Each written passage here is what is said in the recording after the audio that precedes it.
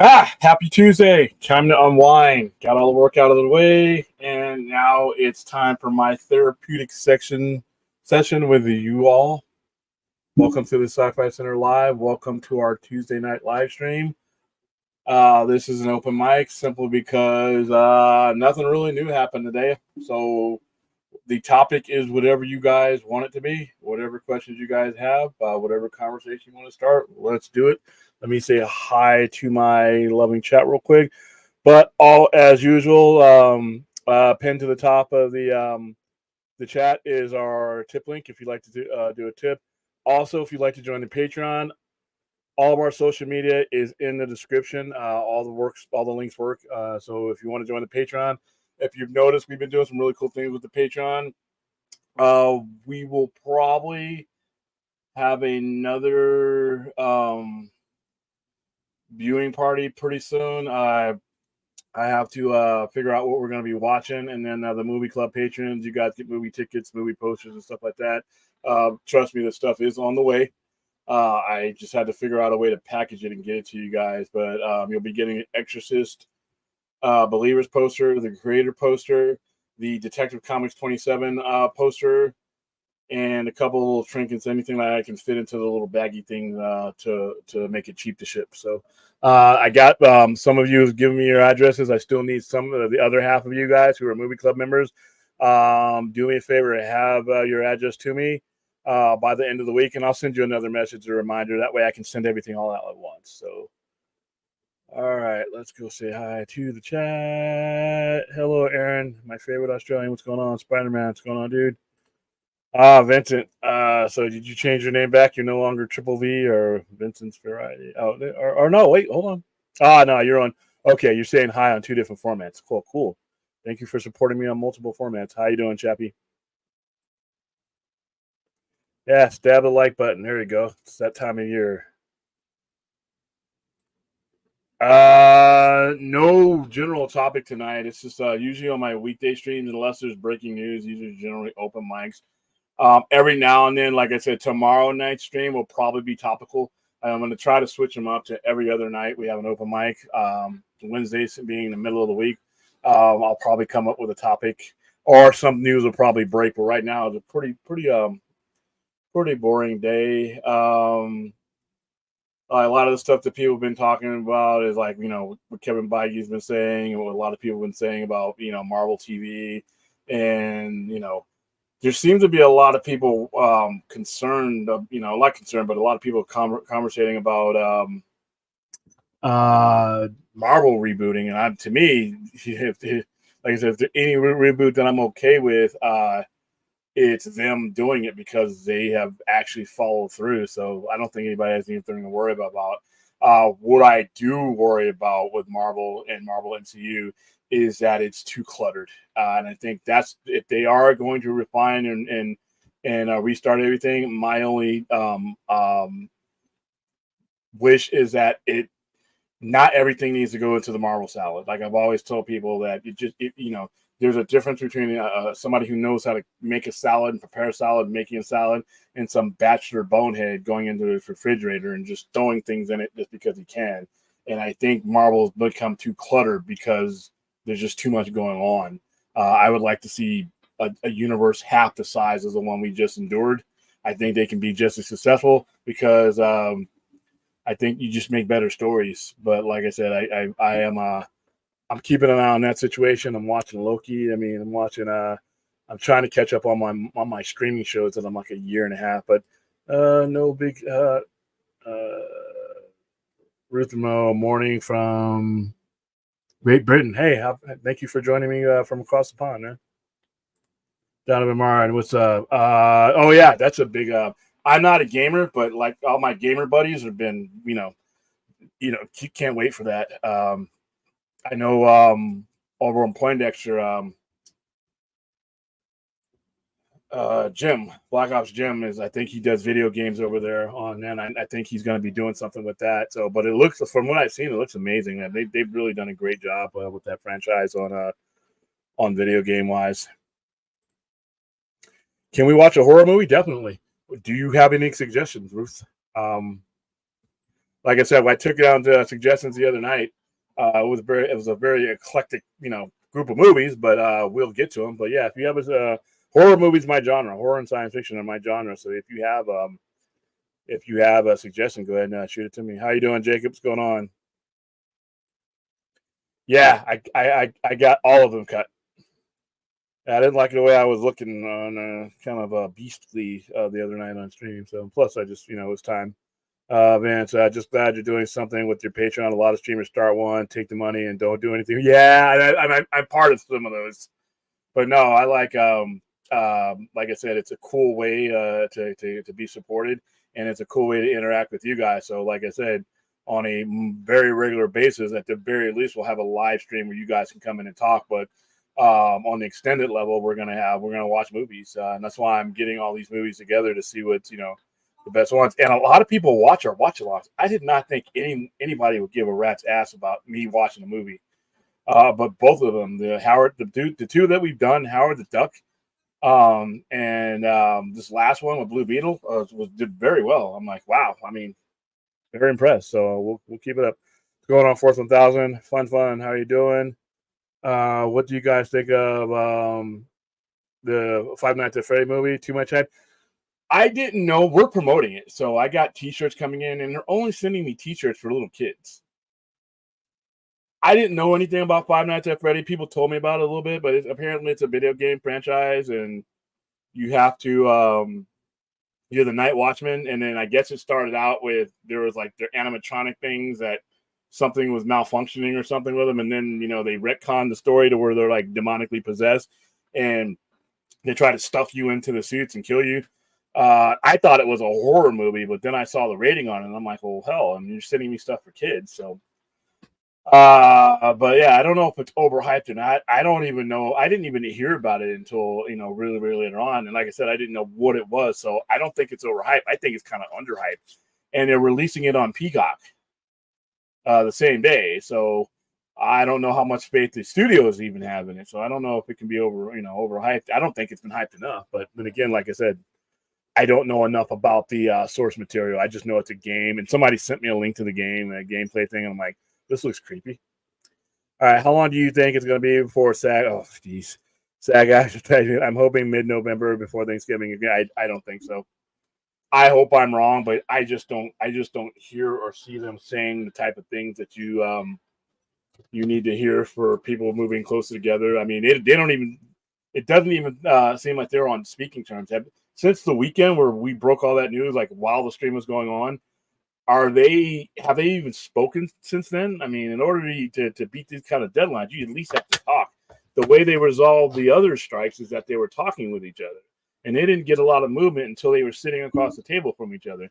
It doesn't seem now that SAG-AFTRA and that Armpit are even talking.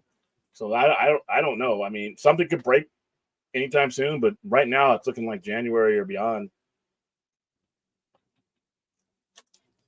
And that's going to have horrible effects on things that we are planning on getting made. I mean, everything that I want to see is in jeopardy now because of all this. And like I said, and just don't remember them coming to a resolution with the strike doesn't mean that it's still not going to have significant damage and delay effects on everything else, because everything else is getting pushed. So whatever it is,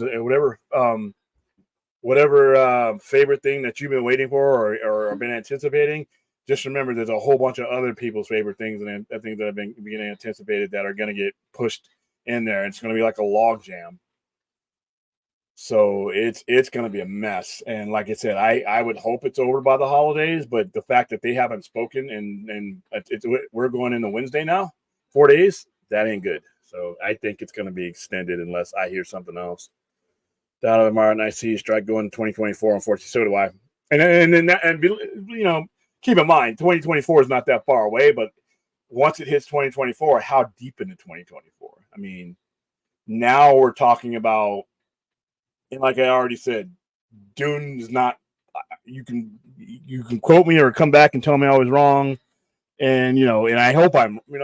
I don't even think I'm wrong with this. I don't think Dune is coming out in March, even with if the strike ended tonight. I personally don't see any advantage for them releasing it in March.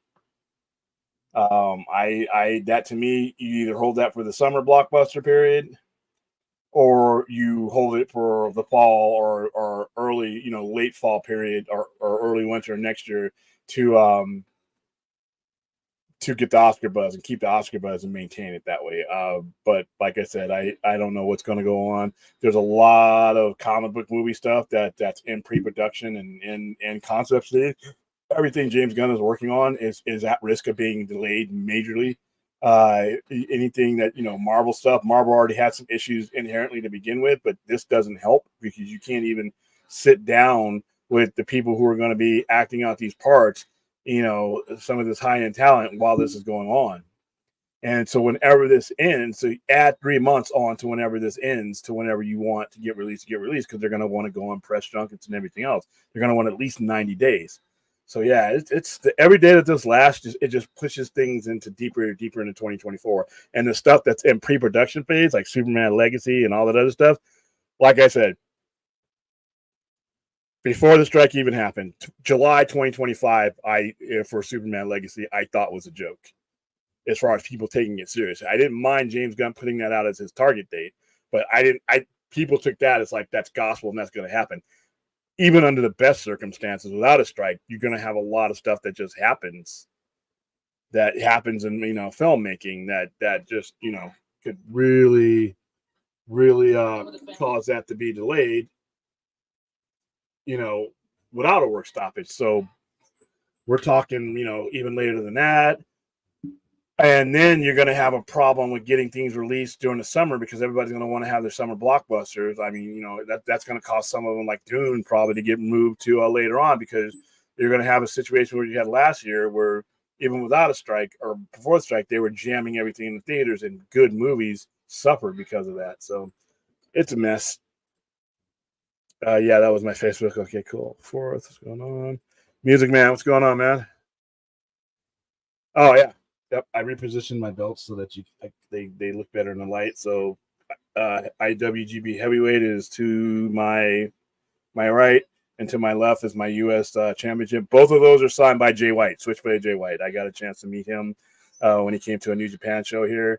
I got pictures on my social media with me, and then on top of that, obviously, is Ric Flair's big gold. And to the left of me, yeah, this left because it's mirrored. Is a mini version of John Cena's spinner.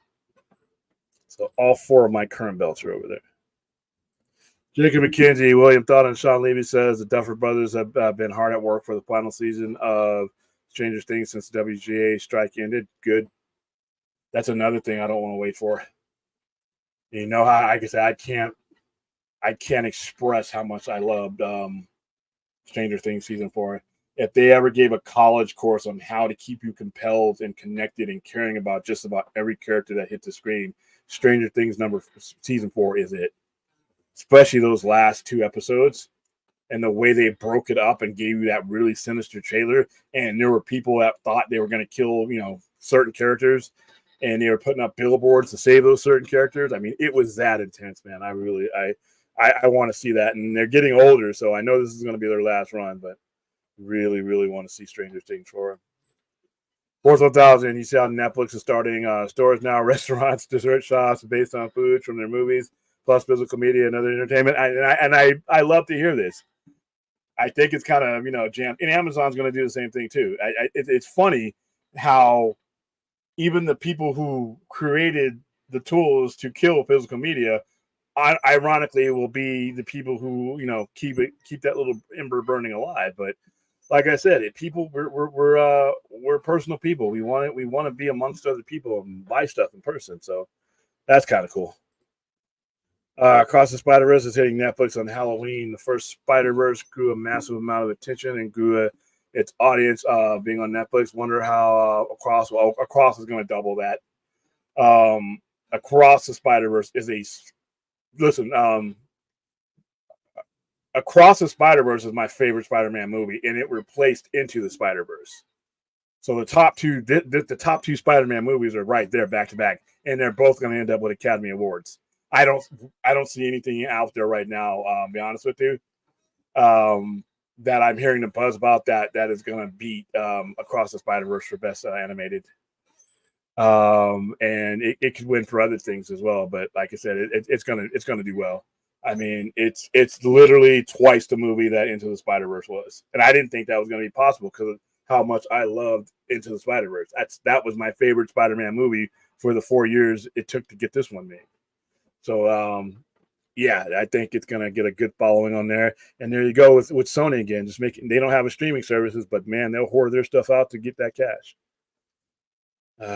Spider. I don't think Marvel is rebooting. I think they are. I think they are. And actually, like I said, this is coming from someone who thinks reboots are, for the most part, trash and lazy and failures. In their particular circumstances, they have that's the right move for them. Because, like I said, it's become too cluttered and too bloated, and they need a situation to where they can take a look at this entire salad and pick out the things that they want to move forward with. And with them, it's not a cop out because, like I said, I got plenty of everything that they had to offer, some more than I wanted. So it's not like you're restarting something and leaving me, empty-handed. I can't. There's no way. If you enjoyed MCU films, there's no way you can look at MCU and feel like you've been cheated.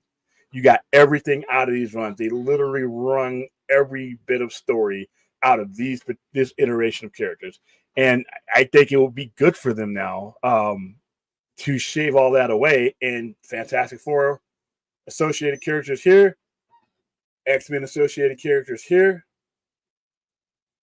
Spider-Man, their Spider-Man associated characters in the middle that can go in between. That's it. Pare everything down and get all rid of all this convoluted dead weight stuff that they've built up and just take the stuff that they think that works and move on with this. And then, like I said, Fantastic Four and X-Men will be a gold mine for them. They don't, and I think it will be better and it would make more sense for them to restart that because then you get rid of having to figure out what the explanation is for all this being around all this time and nobody's seeing it. So I think they'll be fine. I actually think they are going to do it. That's just my opinion. Rascal Skeptic, how you doing? William, why is Kang the antagonist in Secret Wars? Shouldn't it be the Beyonder? And not in that version of in the version that they're going with, the actual later version of Secret Wars. They're going with something different. It's basically Secret Wars in name. And the reason I think they're calling it Secret Wars is because they're going to do exactly what the last Marvel Secret Wars did, which is merge universe, realign things, and do, kind of like their version of Crisis, but not as damaging as DC's Crisis was. And the whole, the reason why Kang is the antagonist here is because the whole situation with the prime timelines and everything else and things being undone, the TVA. That's why I think Loki's going to play a huge part in all this, or what's going on in Loki's going to play a huge part of this. I think Scarlet Witch is going to play a huge part in all this. I think she's going to be one of the holdover characters. I think there's characters that have been killed off or dead that will be brought back, and they'll be brought back with the explanation of, this new universe they never died in. But Kang, the way they've used Kang in the MCU did make sense because Mortis, or the one who remains, had been controlling all the timelines and making sure that there was one prime timeline. Once he's gone, that's where you get all these other things that need to be consolidated. So that's why Kang is the antagonist. Even if he's not the main villain, he's the antagonist because of what he's done during the timeline. How you doing, Rhea? Yep, be sure to hit the like, smash that. Here we go. Put my little cheesy graphic here. Let's do this. There you go. Believe it or not, that was high tech for me. 8-9 months ago, I just kept telling you, hit the button, hit the button. No showrunners for the Disney Plus content. I knew something was rotten in Denmark. Yeah, that's something. When I heard that, I kind of surprised me.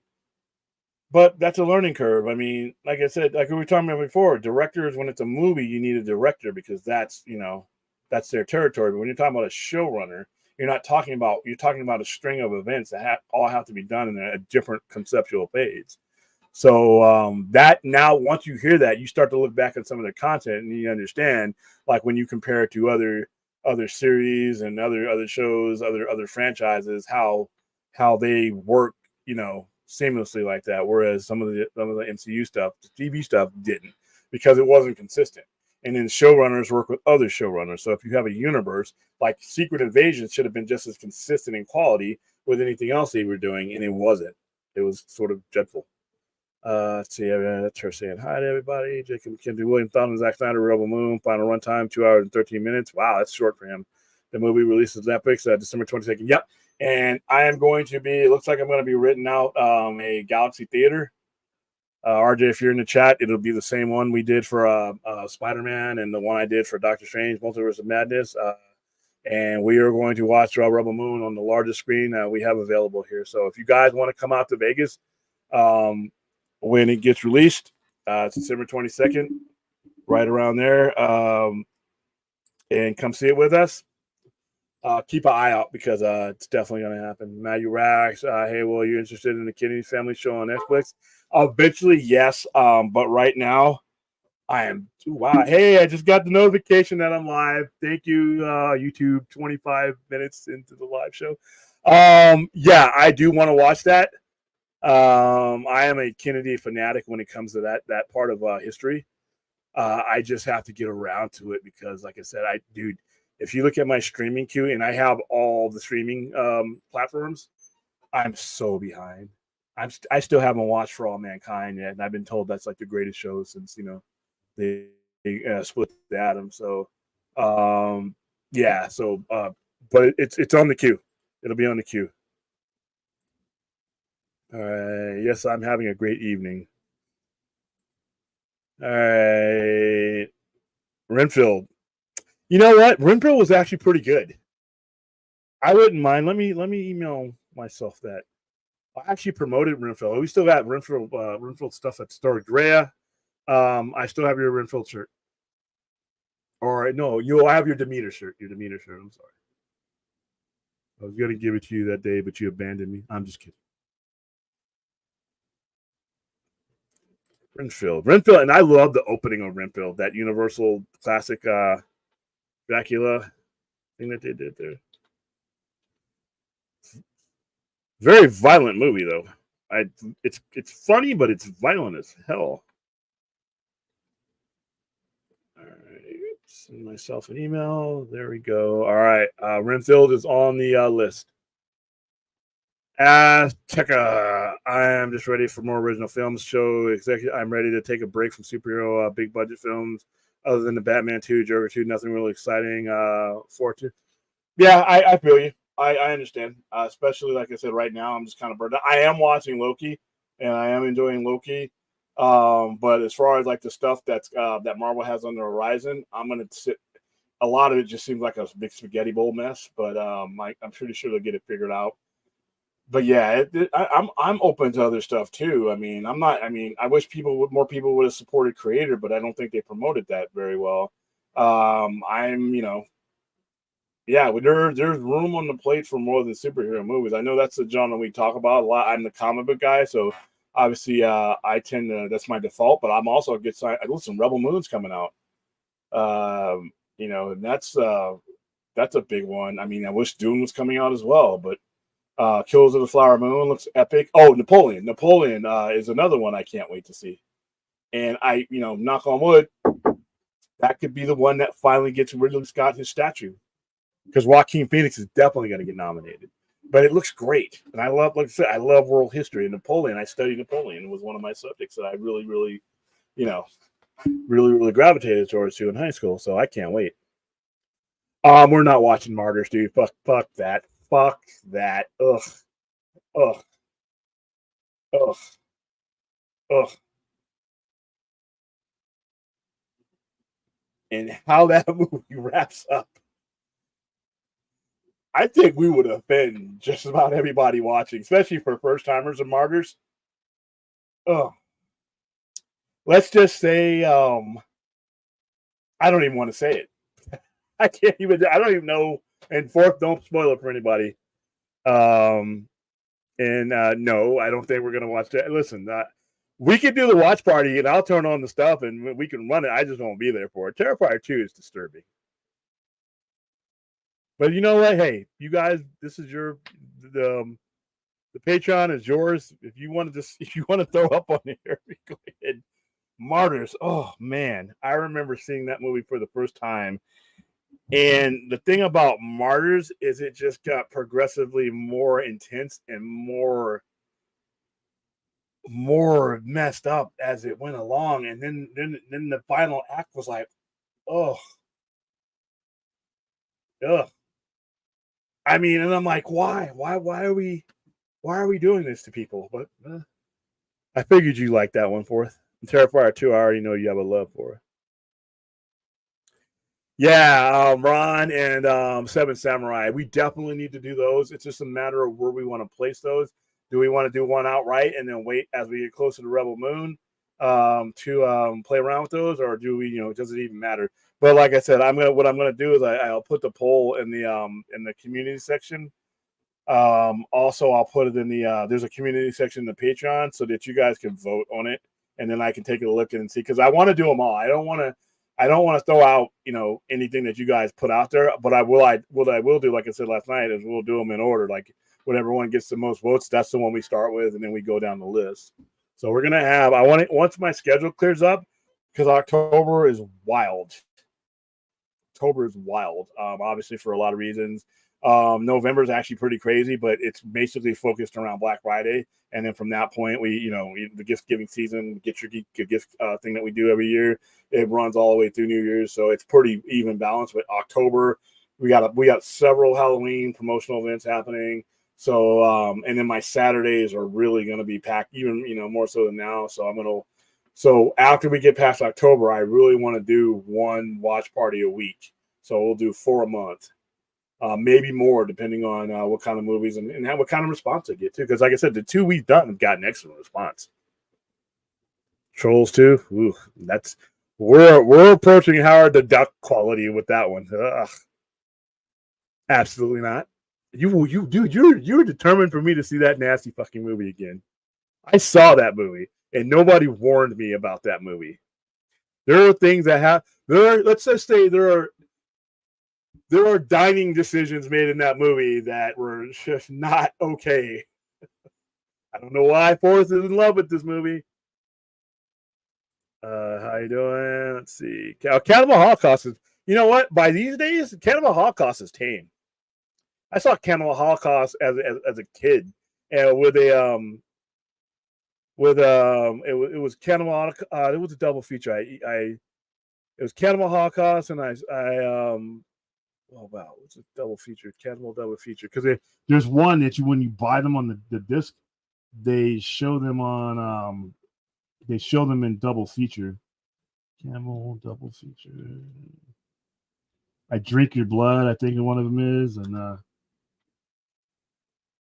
there it is.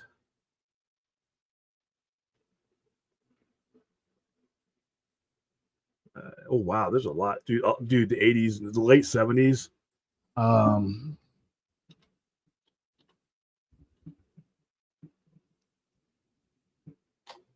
Let's see. Drink Your Blood is one of them, and then you would get they would double feature it up with I Drink Your Blood, I Eat Your Skin, and then or you could switch it up with Cannibal Holocaust, and they called that the Cannibal. It's on Shudder too, and it's uncensored on Shudder too, because there's a censored version of Cannibal Holocaust too. High Tension. Record. Yeah, you don't like the Jennifer Carpenter one, and then they made sequels too. It's like Monster Squad. Okay, let's see. Monster Squad. Hold on, I'm just copying and pasting to the email. It's a lot easier. All right, so High Tension, Monster Squad, Cannibal Holocaust, Traces of Death. I don't know. We do that one. We may not be able to do certain ones because even if it might. We're watching these on the channel too, so even we don't want to go too macabre. High Tension is terrible. Take everything you said about Terrifier and apply. Okay. Record 1 and 2 are great. Ruth Monroe Howard, the Dirty Duck, as we found out. Yeah, the bestiality duck. Wow. Chappie live stream Patreon watch along for Mission Impossible 7. That's actually a pretty good one. Mission Impossible 7. Ran out of things to do. Didn't copy that one. So, all right. It's not confirmed, but the trailers for Spider-Man 2 games seem to be teasing that Harry Osborn will be Venom after using the symbiote to cure his terminal illness. Do you like that idea? No. To be honest, guys, out of all of Spider-Man's villains, I hate Venom the most. I think Venom, I was around when Venom first came around. I was around when you didn't know who he was, and he was just in the shadows. And Web of Spider-Man number 18 is actually his first appearance because of the symbiote suit, he could block Spider-Man's spider senses so he could sneak up on him. And the very first time you see Venom, it's in Web of Spider-Man 18, and he's pushing Spider-Man. You just see his hand. He's pushing Spider-Man into the front of a train. And Spider-Man obviously escapes, but and then you would see him pop up and just his hands, and it was always somebody that could sneak up on Spider-Man, and that was a big mystery. Who is this guy that could avoid Venom's spider sense? And it was kind of cool then. And when Venom first came around and you first saw him, you started to see him, and you knew it was a symbiote suit because he was looking at articles on the wall, and you would see the suit come over his hand. And then Amazing Spider-Man 299, even the last page, you can call me Venom, and that's with Todd McFarlane. And that was in 1988. From 1988 up till now, Venom has been the most overused, just inundated, just concept with Carnage, the whole deal. I mean, even in Spider-Man 3, one of the things I think hurt Spider-Man 3 was the insertion of Venom. Spider-Man has enemies that have been around 30, 40 years. You're gonna bring that one up. And in the relatively short time that Venom has been around, I think they've overused the shit out of him in that suit. I know the black suit is a part of Spider-Man's identity and history, but Venom has become too much. He's become the go-to villain, and they've overused Venom and the symbiote and the maximum carnage, maximum clonage, and then the Null and the King in Black, which was the worst and the dumbest. All that stuff. It's like I don't want to see, and then you're taking one of Spider-Man's earliest villains and adding the symbiote to him. It's like, man, no more symbiote. No more symbiote. But no, to answer your question, I don't like that idea. It'll be safe horror for kids, like Goosebumps stuff. I mean, I'm not afraid to go R-rated stuff. I just don't want to go like crazy R-rated. I mean, like, disturbingly R-rated. Tony Todd is voicing Venom in Spider-Man 2 game, which makes the Venom instantly way cooler and awesome. Yeah, Tony Todd, Candyman. Just make him say Candyman 5 times. I have a feeling Five Nights at Freddy will do well, even with it being on Pink. I have a lot of people that want to go to it. I got people been hitting me up for tickets to that for, hey, William, you getting Five Nights at Freddy? Get 5 times? Yeah, sure. And we're gonna finally get it. And like I said, the fact that they're marketing it towards kids, and I saw some of the stuff on it, I'm like, okay. But apparently it's a popular game in video game movies, and it's a Blumhouse, so it probably costs 14 cents to make. It's cheap. It's cheaper to make it. Yeah. Five Nights at Freddy's like zero budget. Then that Blumhouse, like I said, the other night we had to search to find a movie where Blumhouse lost money, and I forgot which one Fourth finally bought up, but there was like one out of like 30 movies that they lost money on. Five Nights at Freddy will be a massive hit in theaters on streaming. Yeah, it sounds like it. I mean, sounds like they think the kids are going to go see this, and I'm like, okay. So I'm going to get small T-shirts. She's going to try to find me some adult ones, but like I said, I looked at it. This kind of looks creepy because I grew up with Chuck E. Cheese and Showbiz Pizza, and I always thought those things would kill you anyway. Donovan, could be a misdirect RJ. They did the same thing with the first one and never mentioned Otto. I used to watch my ex play. The jump scares were fun. Question, William. Did you like X and Pearl? Any personal hype for Maxine? None. I did not like X. I did not like Pearl. I had a lot of problem with the pacing and the story of both of those movies. And this is after people tell me, well, you got to see Pearl, you got to see Pearl, you got to see X, got to see X. And like, and when X was far more disappointing than Pearl was. Once I saw X and then I knew Pearl was it, and I'm like, okay, I'm not as disappointed because this is what I expected. But people were telling me X was going to be like right down my alley, and I'm like, and it was at the time I think I saw, what was that? Barbarian. It reminded me a lot of the way Barbarian was, the way that whole pacing and unfulfillment of it. So nah, and so no, I don't have any personal hype for Maxine. I'm pretty sure it'll do well, but it just didn't strike a chord with me. Todd was a great choice. I can't wait to hear him come Friday. Yeah, it's October through December. Your favorite time of year? What is my favorite holiday? Yes, October. And he's still in the 90s out here with these fucking mosquitoes. And from October, mid-September, October, all the way up until the end of December is my favorite time of the year because here in Vegas, it's the weather. It's just perfect. You could do stuff outside. You can host events outside. We're about to set up one of our drive-ins, and we're going to do a drive-in every. The only time we can't really do drive-ins is when it's like 110 out here. Because you're sitting in your car roasting and wasting your battery. But we can do them in the cold because you don't have to have your heater on if you don't want to, and it doesn't get that cold here. I like the fact that financially all the good holidays, the buying holidays are in this one. You have Halloween, you have a lot of people buying stuff for Halloween, and then Christmas is gift giving time, and I have a store full of gifts. So yeah, my favorite time of the year, my favorite holiday, I guess, would be Christmas. Christmas is the one holiday throughout my entire life, even more so than my birthday, that it's like a benchmark for each year. Where was I this Christmas? You pretty much can frame up your life into where every Christmas was. And so I've been fortunate to have a lifetime full of good Christmases. And knock on wood, let's keep it going. Good turnout tonight. Love seeing the chat crew come through. Oh, yeah, we got quite a bit. I didn't even look at that. So I just hit the button. I just start running my mouth. There's a lot of knobs and details I don't look at, but yeah, thanks, Ray. Yeah, hit the like and subscribe. We've been actually getting better on that too. We've actually been better on our likes, subscribes, and our shares. I've been looking at the analytics, such as they are. All right, Jacob McKenzie, William thought on Robert Kirkman has talked with the boys producers, and they all agree that the Omni Man would easily trash Homelander. Yeah. I mean, he's way more powerful. I mean, I think it's way, the way he's depicted. Okay, let me and obviously Robert Kirkman is on both sides of this, but the way he depicts Omni Man, Homelander, he would crush Homelander. Disney should release one Blumhouse level Marvel movie, make a Hulk movie for like $5 million, and take $100 off it. Everyone will be pissed. He only turns into Hulk once. Yeah, you wouldn't be able to.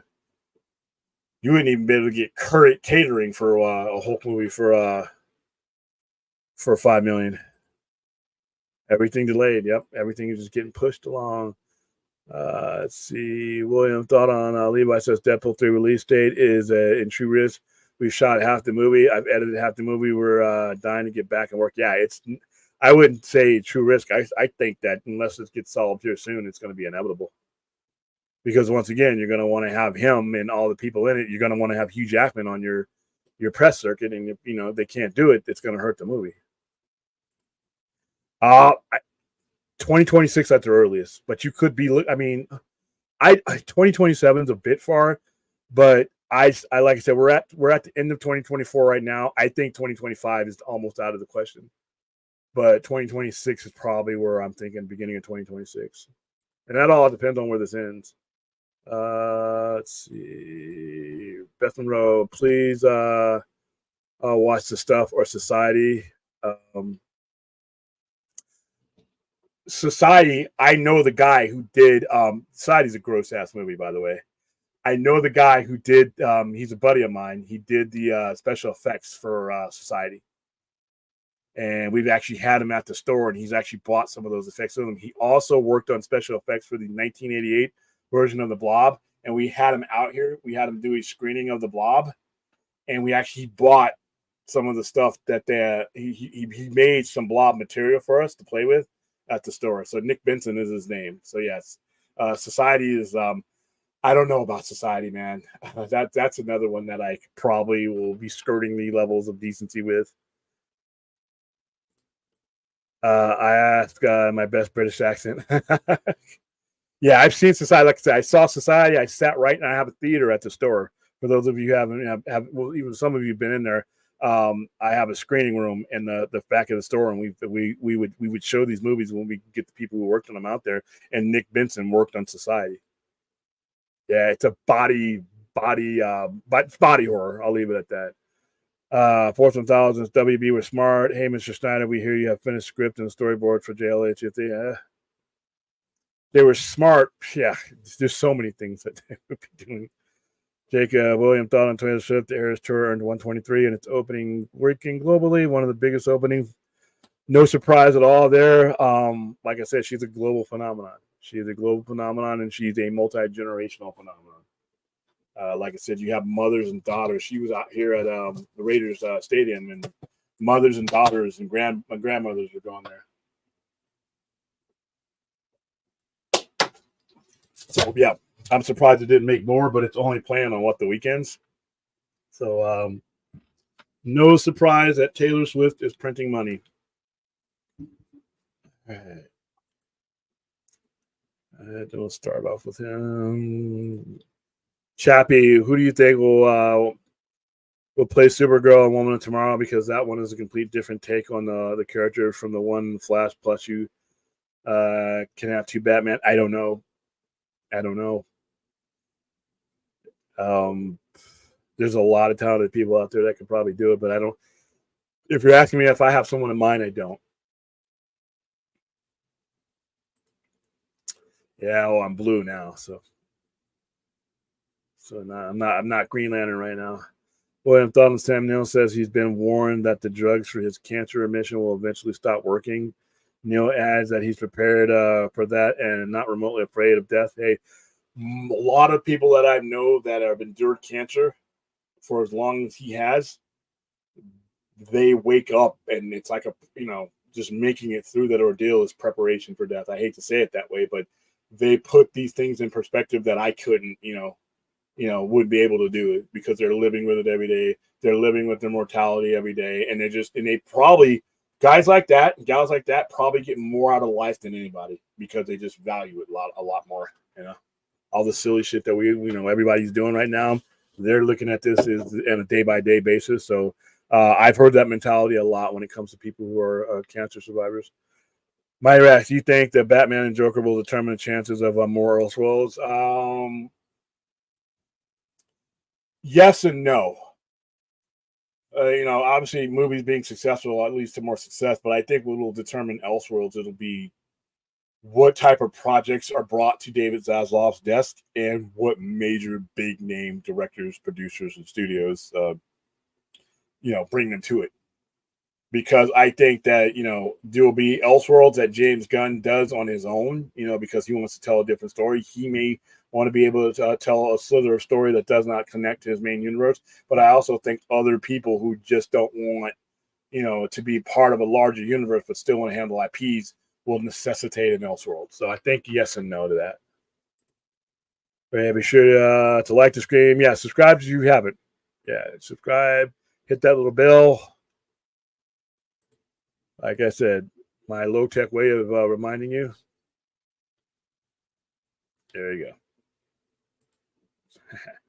All right. Thank you, Ray. All right. Oops. Why did I skip? Hold on. What is wrong with this chat? Okay. It's the chat just jumped to like somewhere I don't even know. I had my cursor on something else and it just like 10 chats came up. All right, so I'm getting to you guys as quickly as possible, but some of these chats you may have typed them, but they're just popping up. So let me know how far behind I am. Let's see. William Thought on Taylor Swift. Okay, I read that one. Okay, I read that one. Read that one. So it's going back. Sam Neill. Do you think Batman? I just answered that. Fourth, you just described the 90s. The 90s was a great decade. William, thought on Kirkman says Invincible season 3 is almost complete. Animations for every episode of season 3 have been laid out, and Kirkman says it's just a process of wrapping it all up. Like I said, guys, congrats. I'm not a big fan of Invincible. This goes back to the comics. There's just a certain style of comic cartoon stuff that I like, and then Invincible was something different. I'm not saying it's garbage or anything. It's just never clicked with me back in 2003 when I first got it. It sold out though. I mean, people loved it.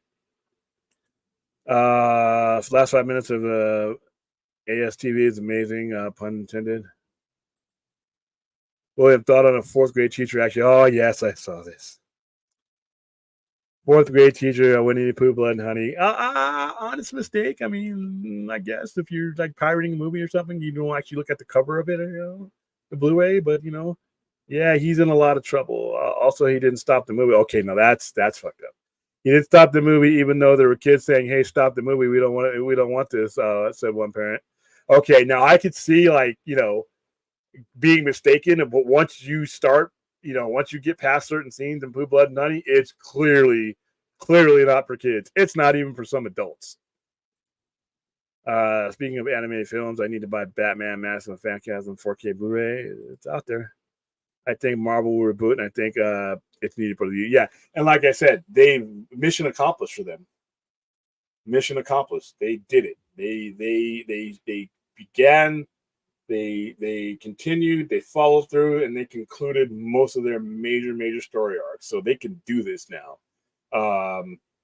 And whenever you hear me describe what DC's trying to do and why they shouldn't do it, is because they don't have the credibility to do a reboot. Marvel does. Marvel has done everything that they can with this universe. And that's when I can justify a different direction, but not just because you're too stupid or you don't, you think it's going to be too hard to fix what you broke. That's not a good reason. Jeebus, long time no see. Teenage Mutant Ninja Turtles and Masters of the Universe are crossing over. Is there anything that Teenage Mutant Ninja Turtles has not crossed over with? Hell, they crossed over with Batman. You mentioned a word. You mentioned a word. Was it a refresh? No, selective. I call it selective realignment.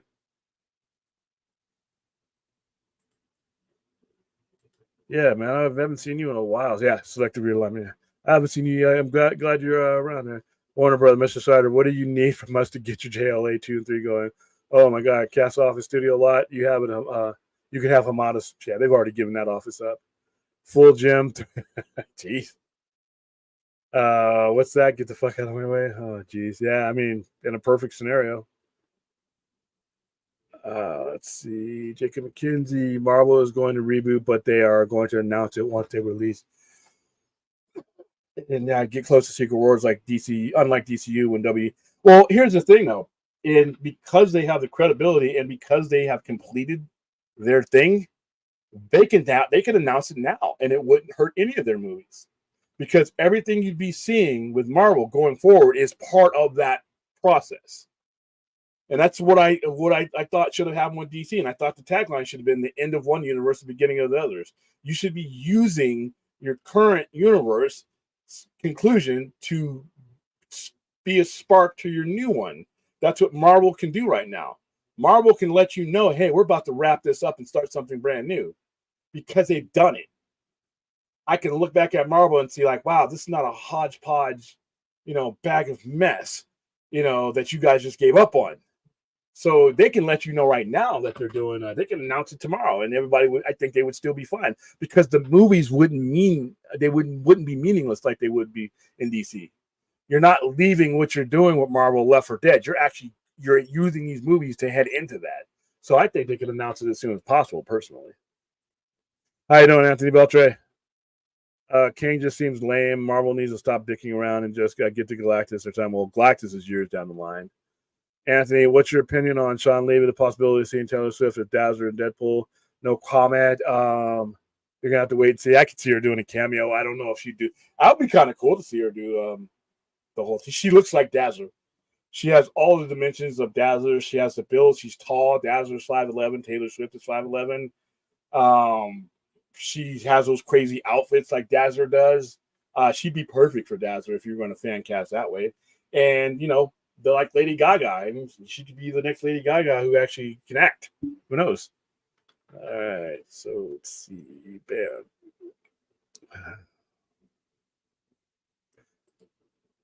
Seriously, dude. Fourth, King Aramatut is past Egypt. He was succeeded by Ensab and Nur. Nur, a mutant, used his celestial power to augment his own, became Apocalypse. There you go.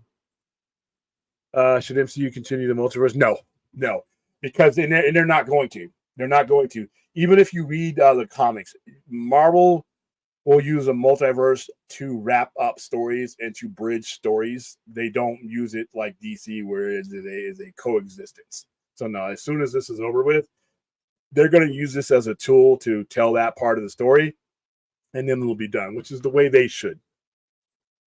Anthony Belcher, William, what's your opinion on the new book, Reign of Marvel Studios? Mentions that Raimi's Spider-Man 4 would have had a budget of $400 million in 2011, and inflation added $600 million a day. That would have been a huge mistake, because at that time, even the MCU movies weren't making that kind of money back. I mean, you didn't start making the super money until Avengers in 2012, and I don't think Spider-Man, especially after 3, I don't think Spider-Man would have been in a position to pull in the type of money. You would have probably broke even or lost money on it. So it's good that they didn't do that. I don't know any movie that should have that kind of budget right now, or even back then.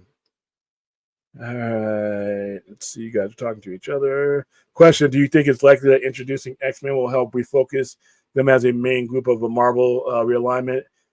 It can reintroduce the Eternals, get Scarlet back from Magneto, Scarlet Witch back from Magneto. Yeah, I think that it'll the traditional X-Men foundations will be put in place. I don't know about the Eternals. I don't know where the Eternals would fall, whether they would reintroduce them. I like the Eternals movie, but I didn't like the way they reimagined their origins, the whole machine thing. I thought that was stupid and unnecessary. And the Celestials, I would like to see them improve on the Celestials, but I think you're going to see the Celestials and as part of this hyper time, this reboot, because that's what they do. They can lay waste to entire realities and start new ones. I think there's going to be a couple of different factors that are Kang, Celestials, Scarlet Witch. I think there's going to be a couple of factors that necessitate the relaunching of their universe. So I don't know though, but those are all good questions. I don't know, but I do think Wanda will be one of the ones that's held over to this new universe, and I actually think she's going to be one of the causes of it. So I think she's going to be there. I think you're going to get a traditional Magneto, and I think you're going to see Quicksilver again, because once the realities realign, he didn't die in this old universe. That universe is gone. So yeah, I think a lot of that can happen. Can you see the Netflix project? Yeah, it's like I said, it's on the queue there. Are you going to show the director's cut of Rebel Moon in theater? Yes, I'm going to throw the most violent version available. King is way more than just yeah, he is. It's King's complex. Music Man. Speaking of showrunners, William, are you a Doctor Who fan? I am a massive Doctor Who fan. If so, what do you think of Stephen Moffat as showrunner? I've always liked Stephen Moffat, and now everybody loves him. But they gave Stephen Moffat shit during his original run as showrunner, and Stephen Moffat put some of the best stories. He's one of the main reasons why Doctor Who took a hold back in here in 2005 and all the way, whatever he jumped on. But I think Stephen Moffat is brilliant. I think that during his original run, people were just ready to always chase him out, and now they appreciate him a lot more. I love Stephen Moffat. I think he's one. I think so far he is the best showrunner, and I think he did my favorite, because my favorite run of Doctor Who, and I've seen every episode of Doctor Who. I've seen every episode of Doctor Who. Back in 2011, every Friday night we had Doctor Who night, and we would watch all of them. I started with An Earthly Child, and we would run all the way up to the we would stop. We would go all the way to the we would go all the way through the current ones. So let's see with Stephen Moffat. I think, but the 11th Doctor, the 11th Doctor is my favorite Doctor Who. Here we go. Scottish television. What was his run?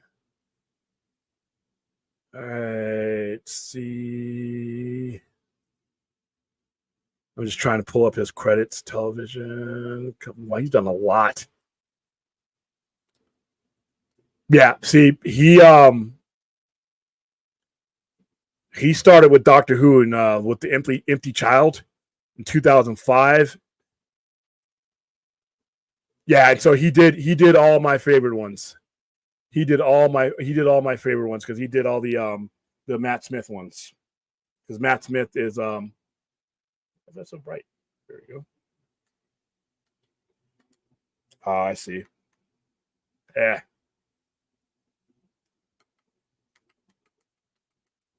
There we go. So yeah, Moffat has been the best one since then. So yeah, I'm a big fan of Moffat. What would be cool to see Rebel Moon on a big screen? Yeah. They have a big screen reserved for us, even bigger than the one that we were at, because we were at a pretty medium screen when we saw No Way Home. RJ came out for that. They built an actual different part of the theater. They've actually enhanced everything, and you actually got that shaky shit chair thing because we did Top Gun there.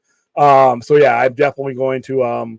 I want to get people to come out, people from the YouTube community to come out and actually do their shows from here, because like I said, I don't think Rebel Moon is getting a theatrical release, and if it doesn't, this is what we're gonna do. So maybe King should be Disney Plus villain, and the theatrical should be the big boys. It's a good argument for that. I mean, because you need time for Kang. Ray, cute question. Most important question of the evening. What's for dinner? Actually, a super sub sandwich I'm halfway in the middle of right now. It's sitting right below me. A lot of bread. I started eating it, and I can eat anything. I can probably eat in a Volkswagen sized anything. And I got halfway through this sandwich, which I thought I could take it. I'm full already, so the other half is sitting in here. So. Fourth, the real problem is that not in Feige's position. Sorry to try harder next time. But hey, shots fired. Come on, shots fired.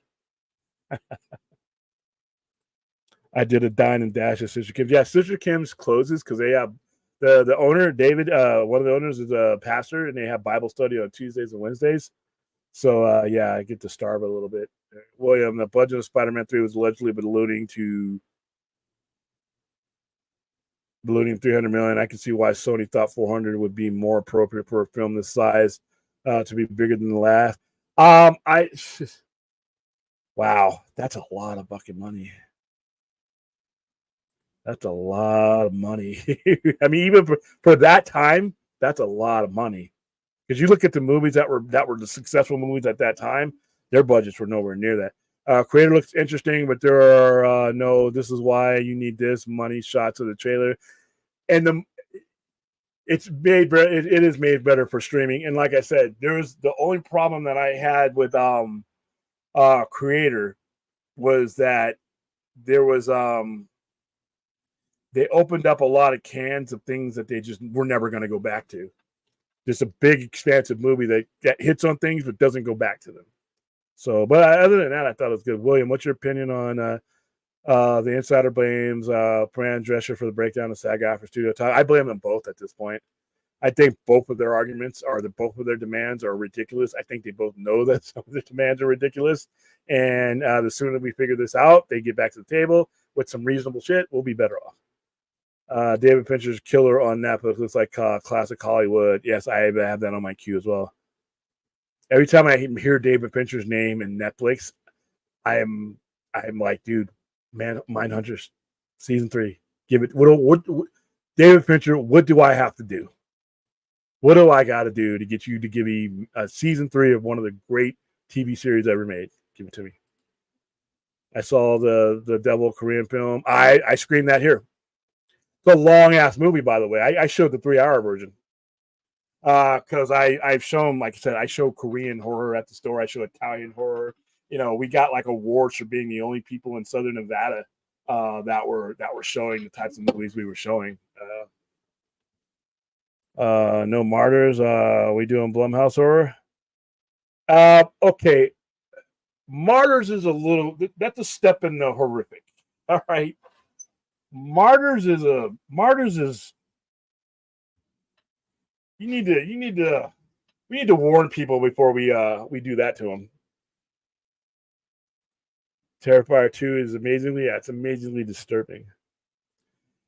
It's good. I'm not knocking the quality of Martyrs, but there's some disturbing things, and like I said, it escalates up to one particular thing that I'm like, why are we doing this? It's like, what the hell? And okay, Audition's another one. That's a Mike movie, and there's some eye torture in there if I can remember right. I watched that one. I screened that one too. I need to see Infinity Pool. Same here. I think that's what it's called. No, that's what it's called. Maniac Cop. Ooh, wow, that's old school. Hey, Remo, how are you doing? And the comments on this Invincible series, I heard second season was airing. All I've seen so far is lots of gory. Yeah, that's what it is. It's gory. It's gory violence. It's the kill scenes are. I think it's overdone. I think it. I mean, this is coming from a guy who loves violence, but I thought that a lot of the stuff in that show is sensationalized. Infinity Pool made me hate Mia Goth. The movie itself is interesting, but how I just want Mia Goth and her weirdness to go away. William was all about that ranked choice voting. Oh, I don't know about that.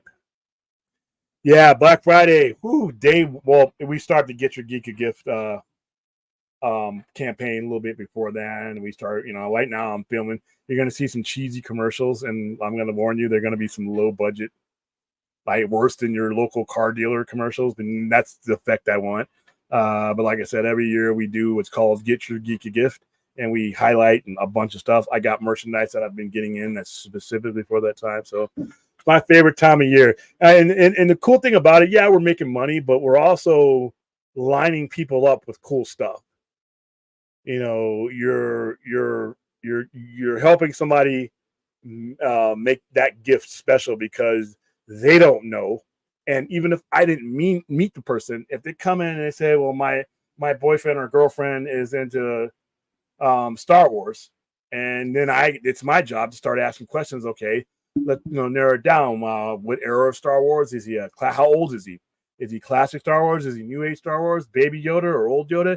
And then he loves the Mandalorian, and I got a Star Trek section, or Star Wars section in the store. And I have a Baby Yoda quarter, and we just walk them over there, and or anything. They ask me if they're in the Blade Runner. I mean, they may never leave the store, but depending on what the customer wants. And my favorite question is, my boyfriend or girlfriend's into so-and-so, but I don't know what to get her. And I'm like, damn, that's what I'm here for. Fun time of year. It's the most wonderful time of the year.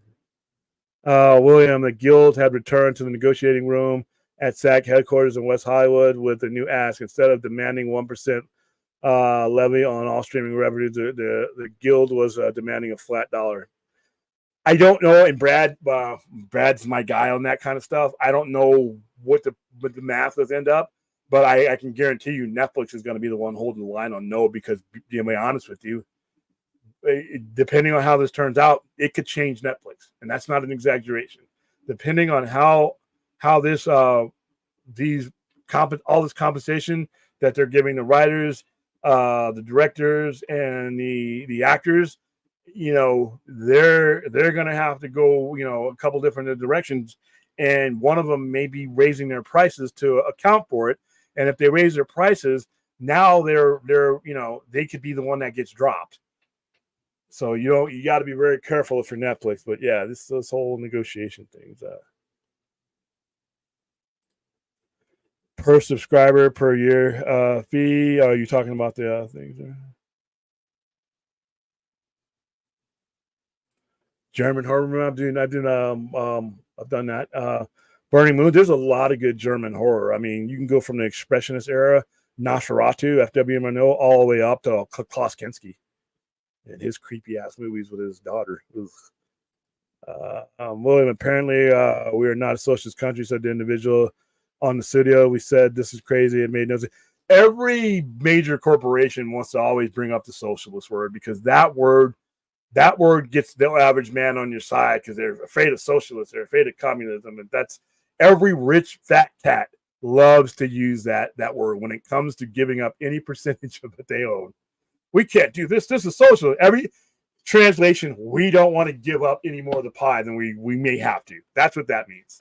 Whenever you hear somebody say socialist and they don't know the context of the history, and they start saying communism and this and that, and every man for himself.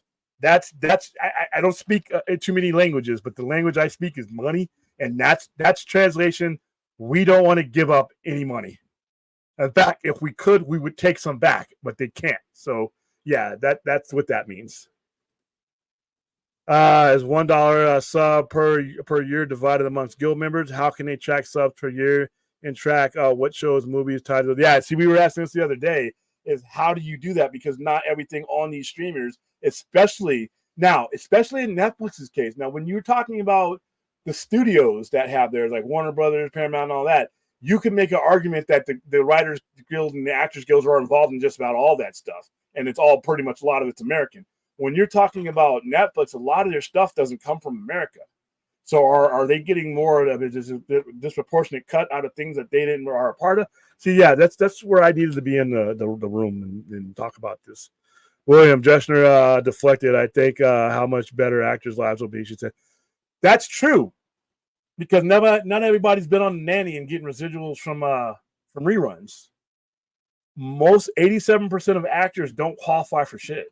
Most of these guys are working as waiters and waitresses and doing Uber and all that, working other jobs, working at Depot, working at Walmart. And then in their spare time, they're getting these bit parts or getting these things. They want to make this their life. They've gone to school for it in some cases, but the money's just not there.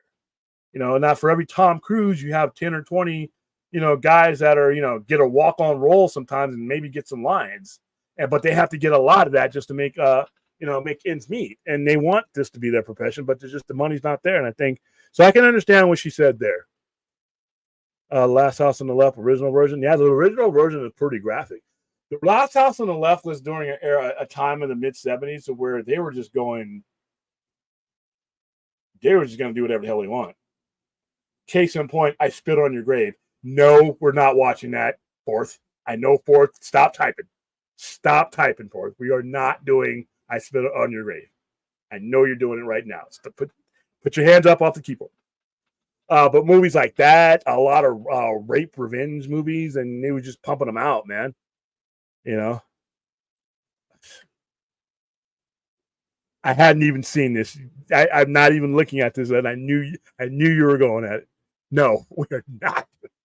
No.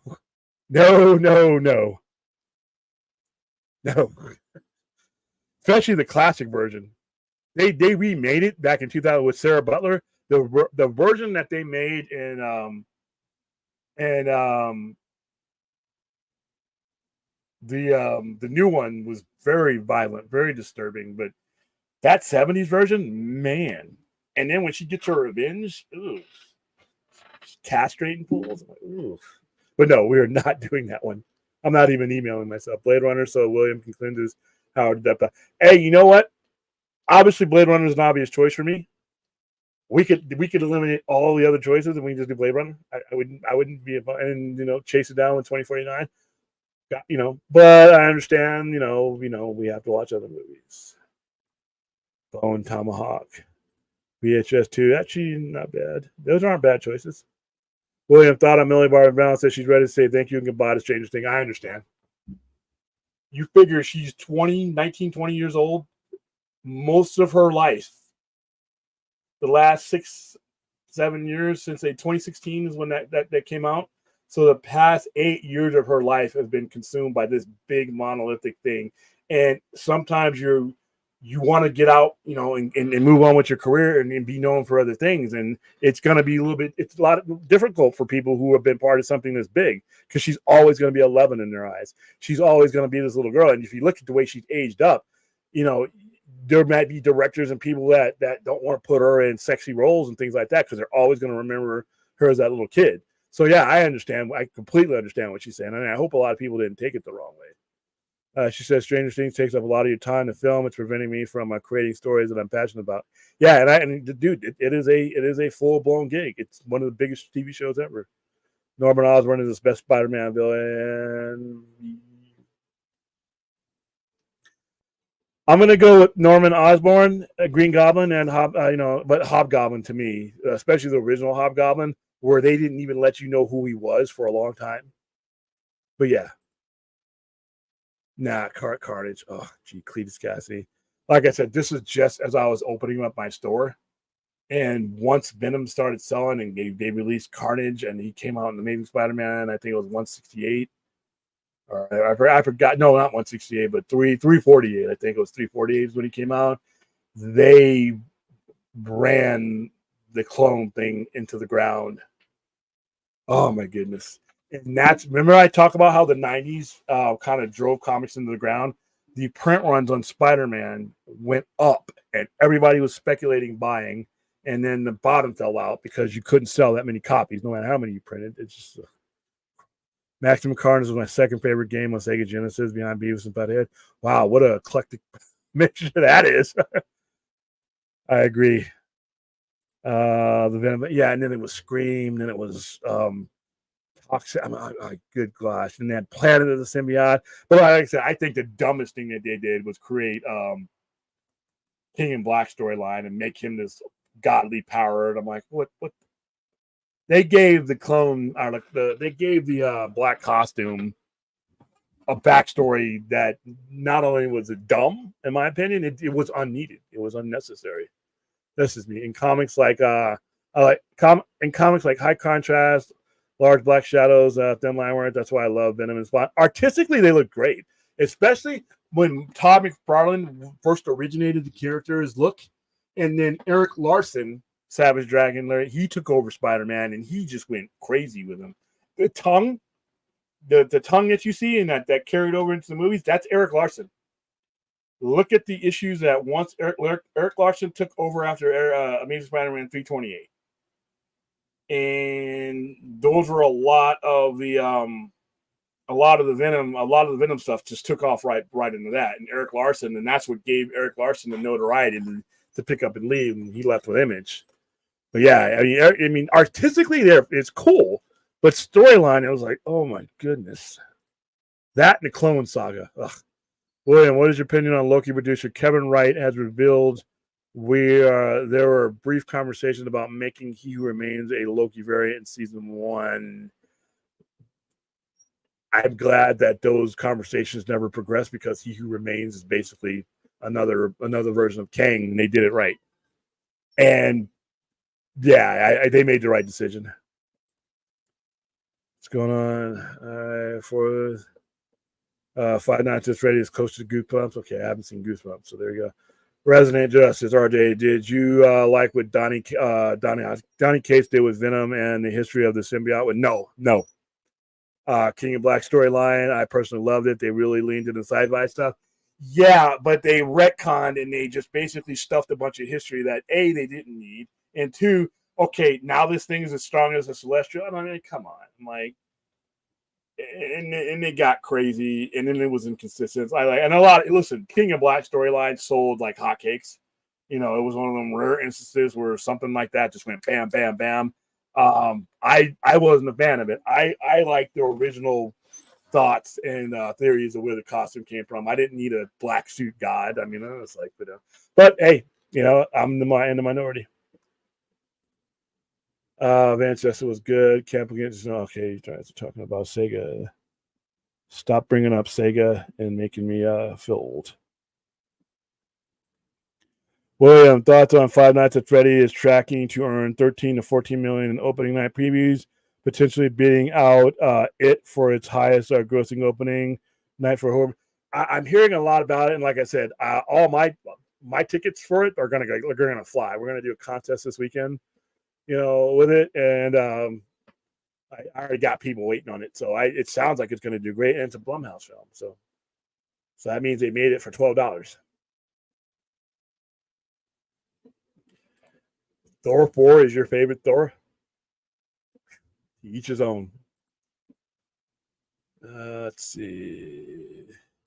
It's Shakey's Pizza, the other animal. No, you had Chuck E. Cheese and Showbiz Pizza, which one bought out the other, I think. But yeah, they both had animatronic animals that, entertained you while you were eating pizza. And Chuck E. Cheese, it's a rat. It's a rat. The one thing you don't want in your restaurant establishment, you now have singing and dancing in there while you're eating your food. There you go. X was good until the horror started to happen. Killed the movie for me. Pearl was just, I felt like a 2-act complete movie. It's even worse for me. Barbarian was okay. I don't think I want to watch a second time unless it's with somebody who has no idea. I didn't like the ending of Barbarian. I mean, I like the build up to Barbarian, and midway through, I kind of felt myself taking that Jordan Peele turn where it's like, okay, we're going somewhere where I don't feel like going with this movie. And then, for sure enough, that the last act of Barbarian, I just thought it sucked. Aaron Pritchard, William, I forgot to tell you, I checked out Battle of the Planets today, and it was pretty cool. I liked how they introduced Princess as the only female member of G-Force. Yeah, and that was pretty innovative for that time. And she's a strong character too. She wasn't just she just wasn't eye candy for kids. But anybody we were talking last night. We put I put the link to the original Battle of the Planets. I got you, man. I forgot what led us to talk about it, but we were talking about I think we were talking about we were talking about Bandai, and we were talking about why I was in the Power Rangers, and because I had grown up on things like Gotcha Man, Battle of the Planets for us Americans, Macross, Voltron, all that thing. So by the time I was in my 20s, and I was 20 when the Power Rangers came out, I had grown up on that. I was already conditioned to like it, and it was cheesy, but it was hilarious. I mean, Rita Repulsa was ridiculous. Zordon, I could have made Zordon in my living room with some flashlights and a mirror, but it was cool. It was appealing. Dude, Pearl is amazing. Okie dokie. I like Thanksgiving food. I like Thanksgiving. I kind of like encompass Thanksgiving to me as the beginning of the Christmas series, the Christmas season. I like Thanksgiving. I mean, I even liked it when I was deployed, because you think being away from your family, you're like, well, this sucks, but you're with other people that you're like spending, those are your family, and you're like, you're all going through, we're not having dinner or Christmas with our family together. And in that sense, you're doing it right, in my opinion. So for Walt, so Kevin Feige tell us these recent Marvel movies don't matter because we come reboot. No. See, that's the difference between Marvel and DC, and good management and bad management. See, if none of the movies that you're saying with Marvel are going to be meaningless because they're going to lead to the content that is being used. It's actually part of the reboot and realignment is part of the story being told by the current films. Not an excuse just to start over, which is what DC is doing. Yeah, I get what you mean. I know you're being sarcastic, but Homelander is really strong with Superman. He's like Captain America who can fly, and the fights are pretty weak in the boys. He did not tell the public yet, but you can see where this is going. With more best horror film that I've ever watched, The Thing. John Carpenter's The Thing. Yeah, doesn't even take me that long for that one. John Carpenter's The Thing is the greatest horror movie I've ever seen. It's a movie that I've seen so many times, it still scares the shit out of me to this day. And I love sitting people in front of The Thing and who haven't seen it before. And there's certain scenes where I get the jump scares, because I will never be scared like that again. It will never be a first time again for me. But for the people who I can get down and see it, like we did a drive-in, and we had a parking lot full of people watching it, and I stood up on my balcony and watched everybody when the blood scene happened. It was kind of cool. Hugh Jackman played himself in season premiere of Rick and Morty the other day. It was hilarious.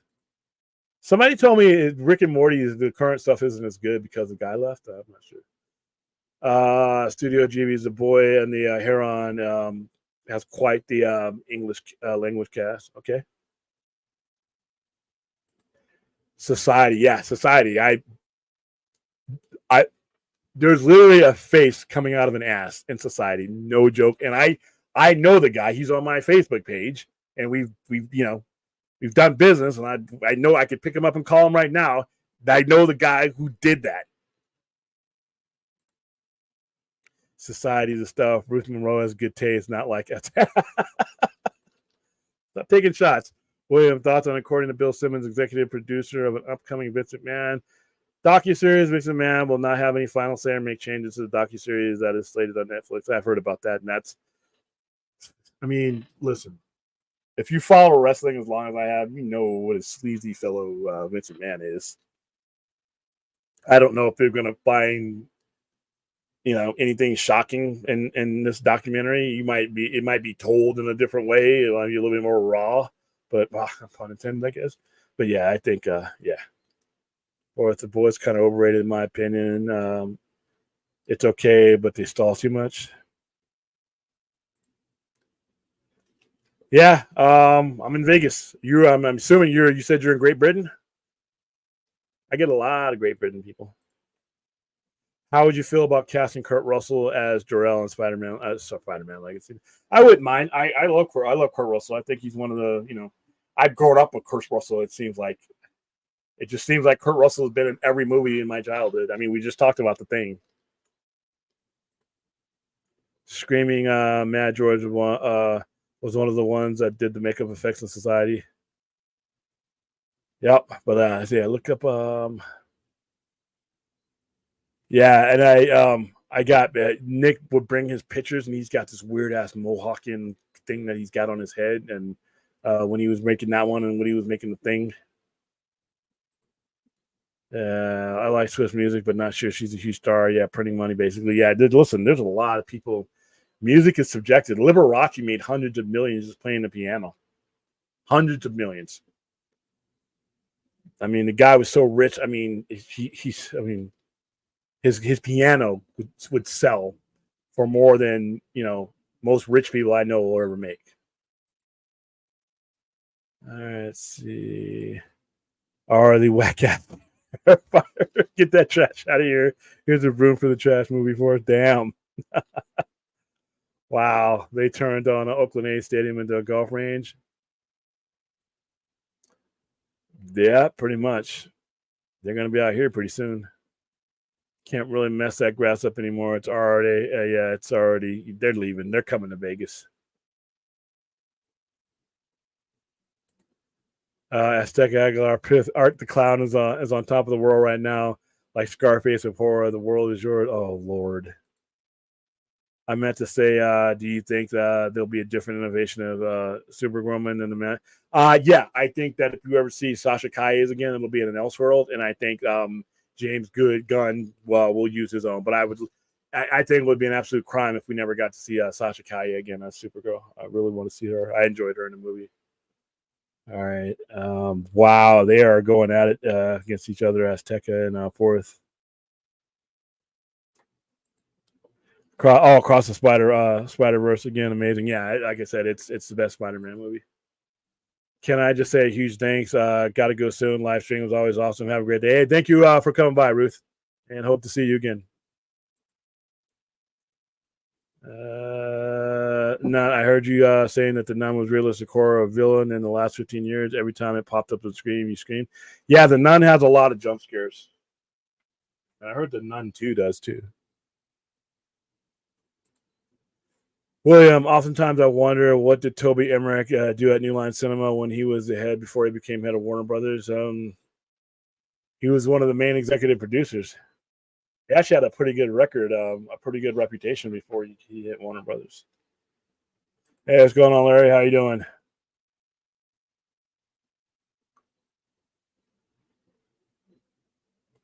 Yep, be sure to smash the like button and subscribe. YouTube.com/at the Sci-Fi Center. Let's see how many likes we have so far. Let's see how many likes we have. Currently at 11 likes. Let's get us up to our average of 20. Let's see, where are we at here? My guess is that Tom Holland will get another trilogy set in the MCU, but Secret Wars could be used to bring some of Sony Universe's characters like Venom into that film across promotion. I think that I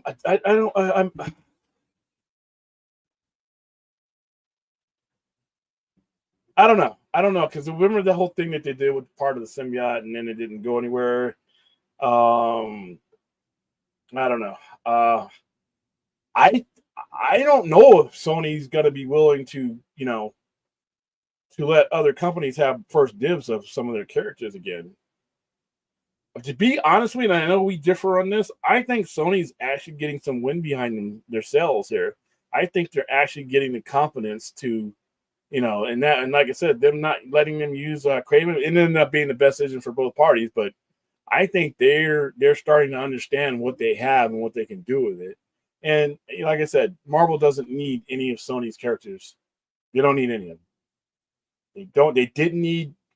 They didn't need Craven for that, and No Way Home was just fine. So I don't think I think that they should continue. You figure 3 years, that's another 10 years of Tom Holland. We'll see where we are in a decade, but right now they got Tom Holland at his prime, at the best point of his Spider-Man career. I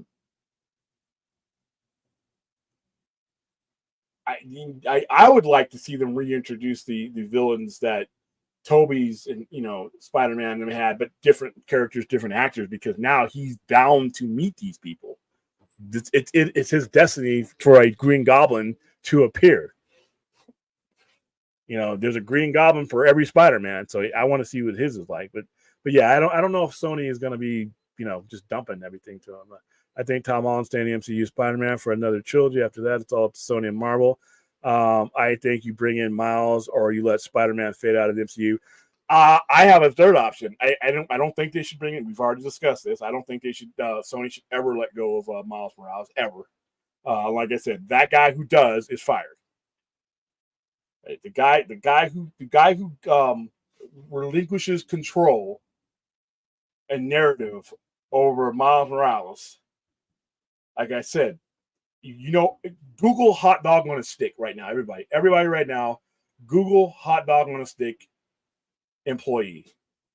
Just Google that right now. I'll give you time. Whatever Sony executive relinquishes control of Miles Morales needs to be wearing that uniform. That's just, but I also think that they could run their course with that Spider-Man, and not invade him away, or like I said, it's so far away because, like I said, I still think you got another 10 years of Holland. So where we are at, like I said, I might feel differently about the whole Miles Morales thing, but as it is right now, definitely right now, no. Maybe in 10 years. Maybe if you don't want to renew another Peter and you do want to bring him over, at that point, and Sony will have a much stronger hold on the character. They'll have a lot more leverage. But right now, no. Whoever gives up Miles Morales, like I said, needs to be working at hot dog on a stick, full balloon color uniform. Yeah, get the likes up, man. 11. We've been doing 20 averaging. What's going on, man? You guys don't love me no more? And we're still up to 10. And we're up to 11, 10 likes. You guys don't love me. You don't want. Oh, now we're up to 12. Woohoo! Here we go. Let's see. Okay, so Celestials and Eternals are chilling up in space with the Marvels and the Magic folks like Scarlet, Shang-Chi are going to be down on Earth. Well, not only that, but the Celestials have an ability to traverse realities too. So, and the Eternals are basically their creation. I wish they would have done, like I said, that whole machine thing. That's the part of the Eternals where I'm like, seriously, guys, why not just make them the immortals and the human flesh and bone things that they are? What was the robot thing that was done?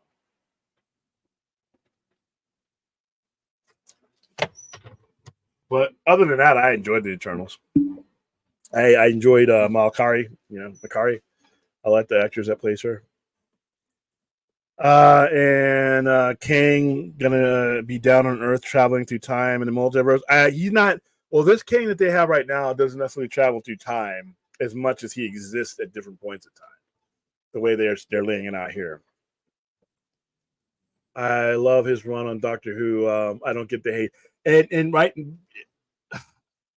A lot of people, I don't know why. But I think that they always took for granted that he was going to be there.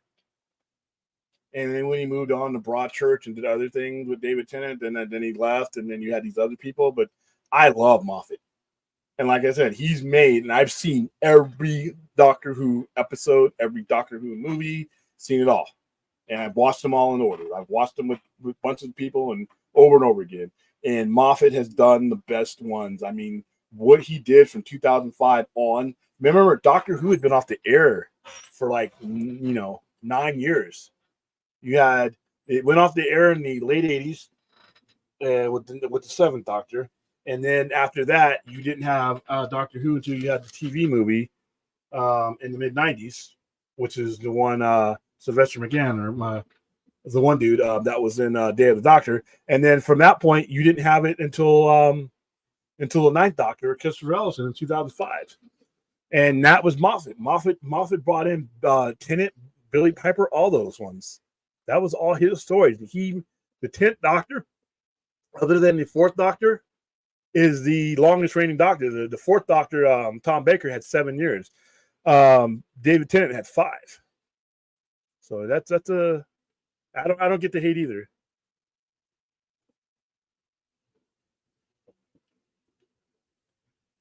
All right, what villain or variant would you like to see in Loki season 2?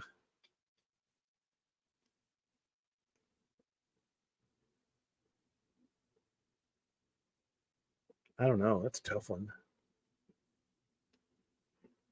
I don't know. That's a tough one. I don't have an answer for you, Mighty Rex. Sorry. I have to think on that one. Well, I finished Buckaroo Banzai. I'm sorry. I streamed it and then took your advice and threw my whole computer in the trash afterwards. Yep, that's pretty much, pretty much what needs to happen. Russell T Davies is a better Who showrunner. He was in charge of the day, but Moffat was great too. Did a great job of mess with. Hold up.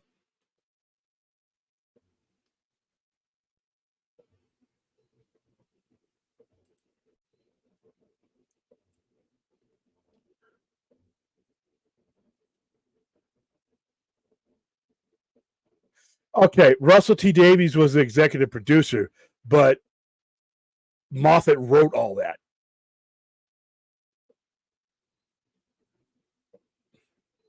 So technically, you're right. Russell T Davies. Let's see, what did he do?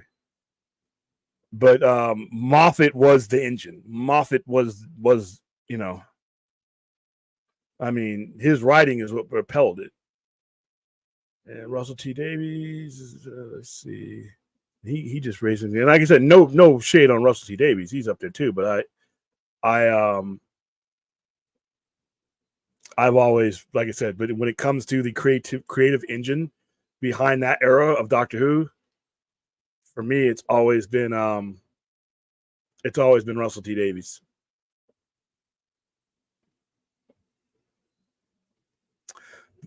But see, they both have writing credits on.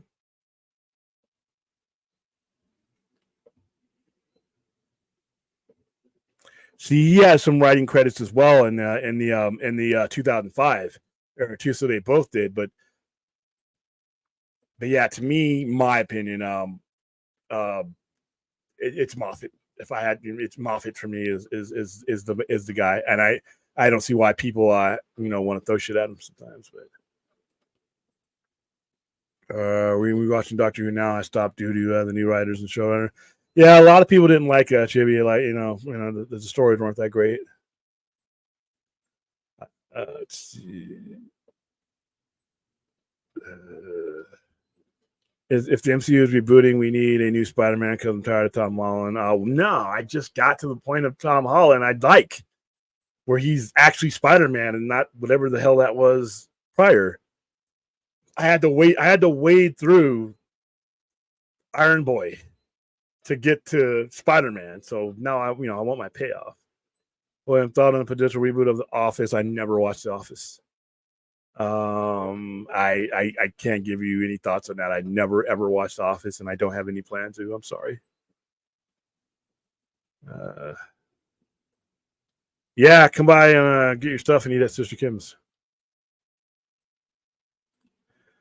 Yes, it is in the description, but I'll go ahead and put it in here for you. Profile. So there is my Twitter. Bam. There you go. And then, like I said, everything else, Ruth, is it's all in the it's all in the it's all in the descriptions. The Instagram, the website, everything.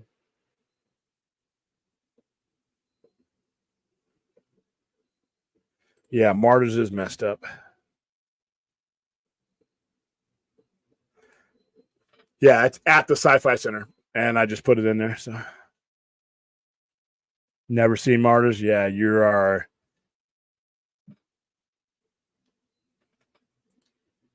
Yeah, I haven't seen the remake. I only saw the French version. Yeah, it's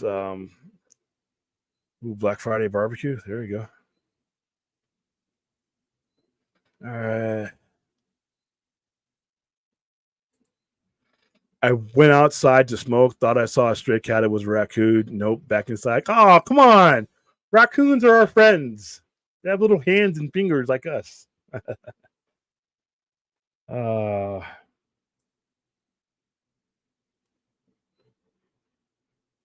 Ooh, yeah, Brad. Brad has to get permission to stay up late. Uh, yeah. Most of the time, where people are afraid of is socialist dictatorships. See, the world, be honest with you, has never seen true communism. They've seen socialist dictatorships. Like the USSR was a social. That wasn't communism. That was socialist dictatorships, because the very virtue, the very definition of communism is for the good of the whole, which means there's no, once you put a central party that is in control, you are no longer doing what Karl Marx and Engels and all those guys were writing about. It was the whole point. It was supposed to be a utopian society where nobody had anything up on everybody else, but then the people who put it in place had to have something up on everybody else, and they forced people to live under it, which basically means you've never seen true communism before. You've seen socialist dictatorships, and you've seen socialism, socialist based economies, but you've never seen what Marx and Engels and all those guys wrote about. You never seen that. If you read the Communist Manifesto and read how it's supposed to break down and how power is supposed to be shared and distributed and roles are supposed to be distributed, nothing you saw with the USSR or Cuba or North Korea or any of those things were ever meant to that. So when people use the word and they try to scare you with words like communist and socialist, they're doing it based on the fear that we built up off of the things that we think are those things, and they're not really. Let's see. Do you think bad marketing for the reason why Judge Dredd was a bomb at the box office? Yeah. William thought on Donner's wife mentioned how Kevin Feige was probably Richard's best student. Yeah, I mean, that speaks for itself. Um, well, when you're talking about he wasn't actually the worst. He wasn't the worst spokesman. He's actually one of the best. But here's the thing: he was speaking to a society that is never going to dive into what socialism really means. And most of the stuff we have now, if you look at it, is already socialism. But because we're not educated on what socialism truly is, we allow ourselves to be scared when somebody would running against them.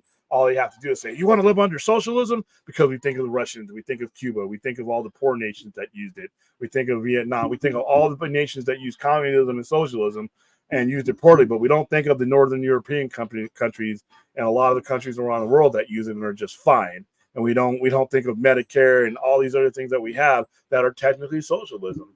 You know, when we do bailouts of major companies, that's socialism. That is taking out of the greater whole to keep something else running outside of itself. That's socialism. So yeah, it's just a terminology. What if Donald's wife mentioned? Yeah, I read that one. Fran ain't worried about the nanny residuals. She married a billionaire. Art imitating life in her case. There you go. Oh, wow, guys, really? I thought we were going in a different direction of quality after Howard the Duck. Come on now. I Spit on Your Grave is probably the heaviest R&R revenge movies out there. Listening to the description, I didn't believe it. It was a real movie. Oh, yeah, the original. The original holds nothing back. Holds nothing back. William, do you agree that Batman or maybe on par with Batman Spider-Man has the greatest rogues gallery, followed by the Flash? Yeah, Batman has a great Batman and Spider-Man have great rogues galleries. I mean, Spider-Man especially. I mean, you have Hobgoblin, you have Green Goblin, you have so many that you could use before you even dream of using Venom. But and then Batman. I mean, Batman is literally the definition of having a great rogues gallery. So yeah, the Flash has some good enemies too. All right, let's see. We're gonna try to. Yes, all of them suck for me. So. All right, I'm gonna start getting through some of these. Yes, I would watch an animated Marvel zombie series. I highly doubt that Marvel won't try to get Toby and Andrew to appear again in Secret Wars. Too much money on the table for them not to have them alongside Hugh Jackman. Well, if they're there, they're not. They're going to be cameos. I mean, and I hope people don't. If they are in the movie, people don't get their hopes up too high. That I don't know if you'll ever master what they did in No Way Home. That was perfect. They were in there for the exact right amount of time. Not too much, not too little, and they No Way Home is perfectly done. I think Secret Wars is going to be a clusterfuck. All right, it's just going to be it's just going to be a clusterfuck. I mean, it's going to be a means to an ends, but I think it's going to be an absolute mind-blowing clusterfuck. After which, I never want to hear anybody tell me that this is going to confuse the fans.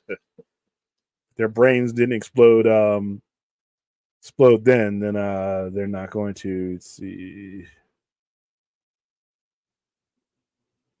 Hot dogs on the sticks is great. Yeah, it's great to eat at. The corn dogs are great, and they make that lemonade with the little bicycle things. But like I said, the guy or gal, the person that gives up Miles Morales, our control over Miles Morales and narrative over Miles Morales, needs to be the guy making the lemonade at Hot Dog on a Stick.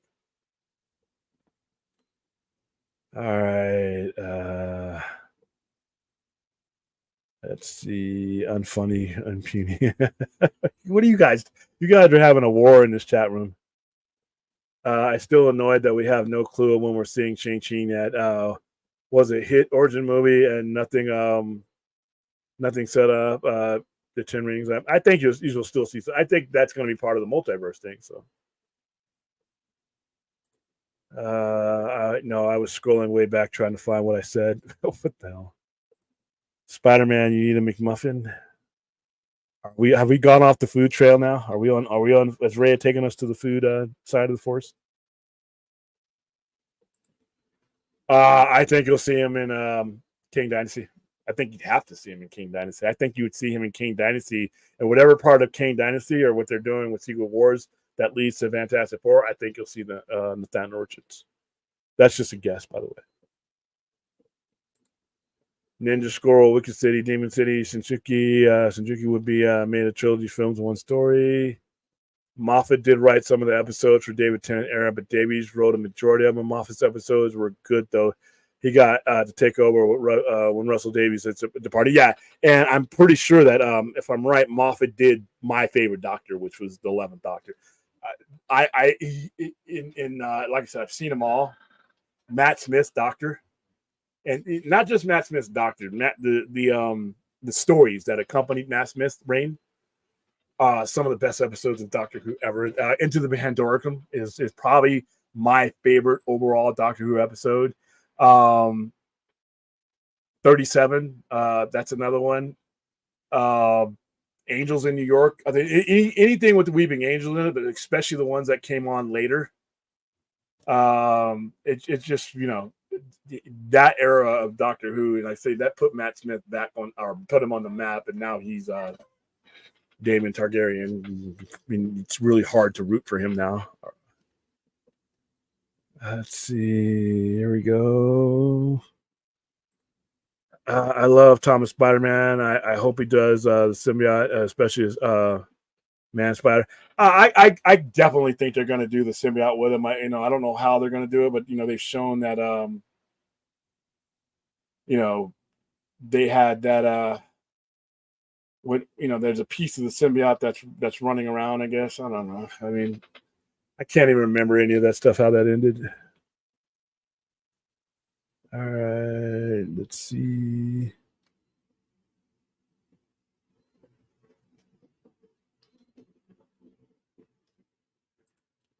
Yeah, it's just dumb. you got the first part. Yeah, it's just dumb. What are you guys talking about watching? Angel Cop, another. Oh, you guys are talking about anime. All right, VHS.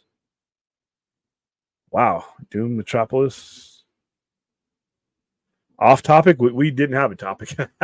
Off topic, but I love the art direction for the new animated movie. Wish it was where I feel Disney could have innovated more after they made Paperman. Okay.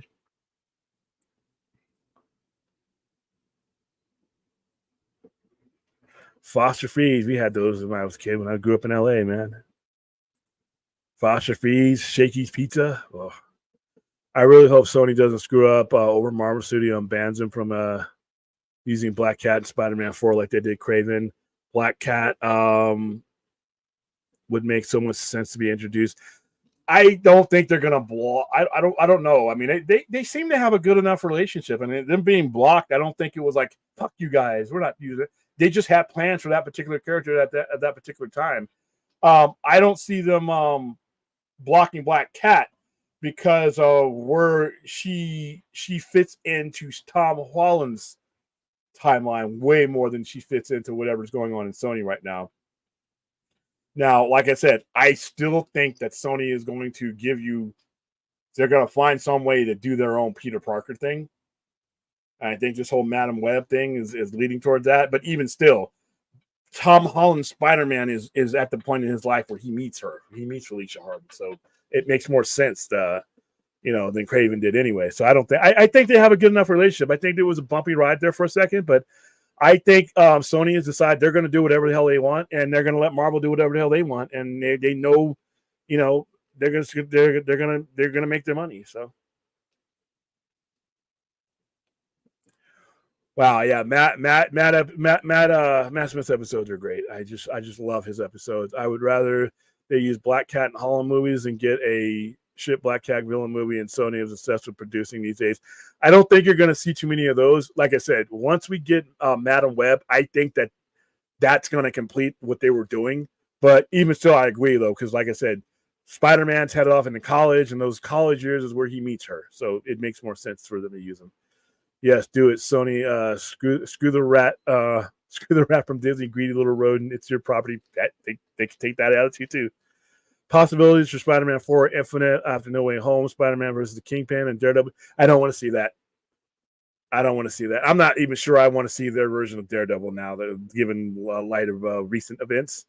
Or Spider-Man versus Mr. Negative. Nah, I want to see Spider-Man versus Green Goblin, his Green Goblin, the MCU Green Goblin, or Spider-Man versus Hobgoblin.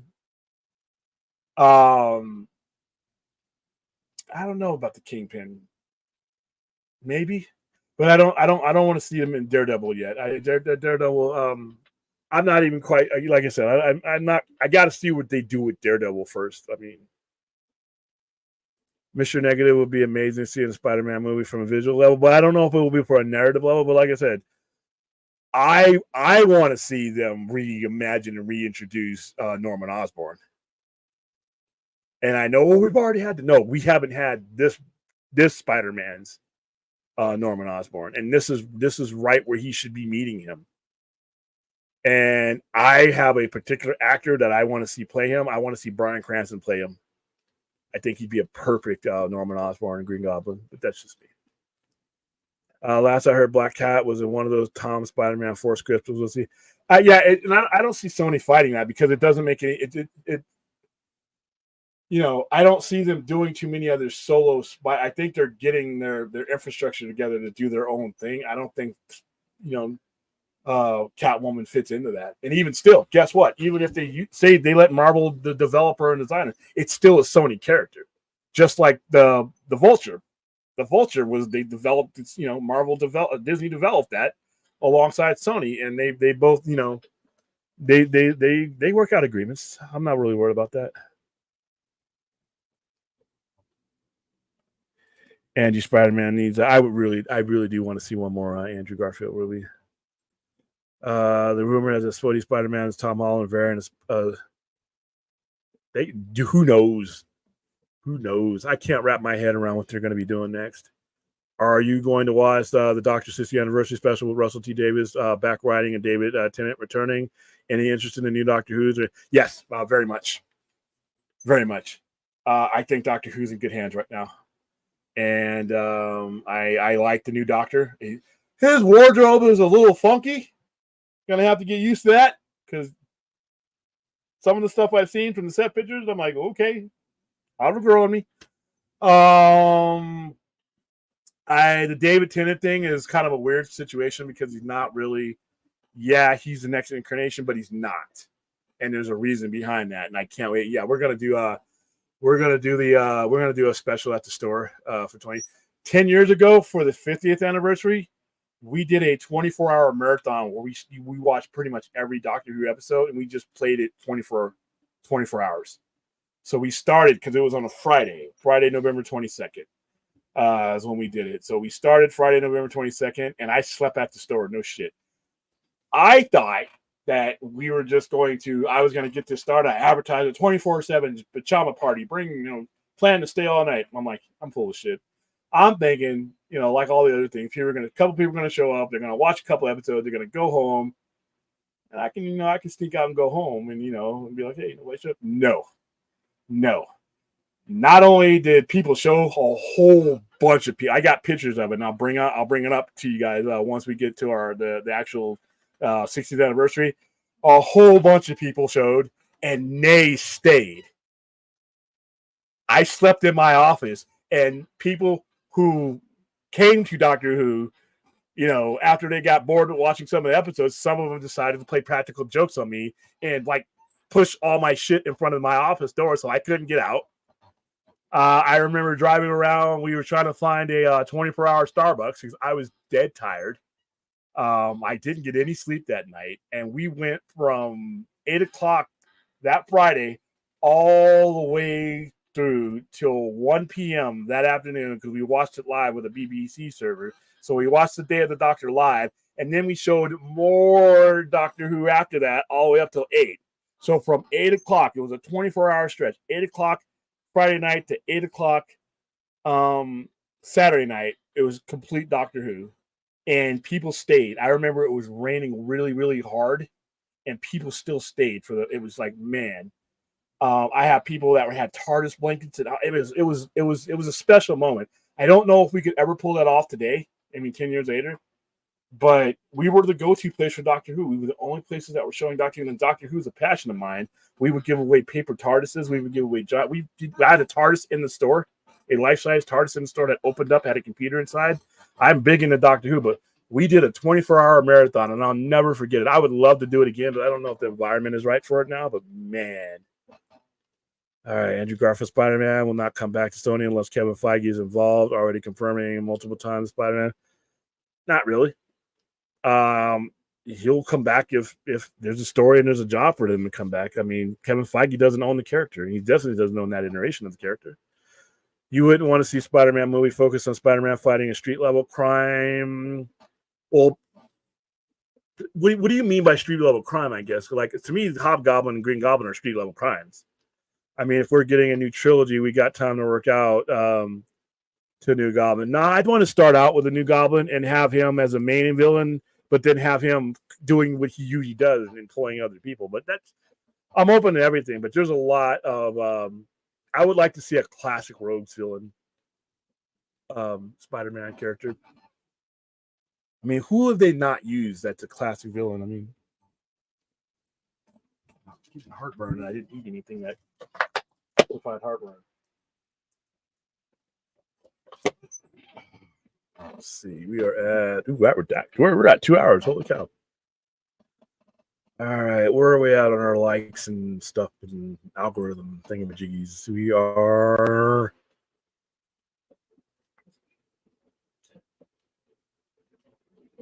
Let's see. We're at 12. We're climbing. We're climbing. Come on, give me 8 more. Well, I'll get 8 more doing the rewatches and stuff. Maybe Feige is allowing as much crossover for sequel. Well, what happens to Spider-Man is a agreement with Sony. I mean, they it's their character right now cinematically, so he works with them on that one. So it's not. I think MCU might go with Hobgoblin over Green Goblin because technically Sam Raimi's Green Goblin was the main villain in No Way Home. Yeah, but you get what I'm saying, though. He's not. That's not his. So Holland Spider-Man knows that in his universe, there's a Norman Osborn out there that's waiting, that's going to be destined to become the Hobgoblin. I think that would be kind of clever. But Hobgoblin is one of my favorite enemies of all time, especially if you read the classic issues, the way they brought the Hobgoblin into being. It was perfectly done. Hobgoblin is the same as Green Goblin. One is a consortium of thieves. The other one is a billionaire maniac addicted to goblin gas formerly. But the original Green Goblin was the legit one. Is the one I'm talking about.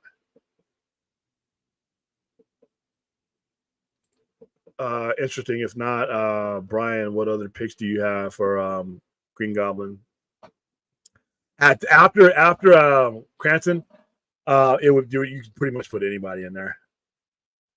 I mean, he's just one that I just think would be, he'd just be perfect, man. All right. Consortium with Ned Leeds, Jason McIngvale, Roger Kingley. Well, Roger Kingley was the original, when that got revealed later on.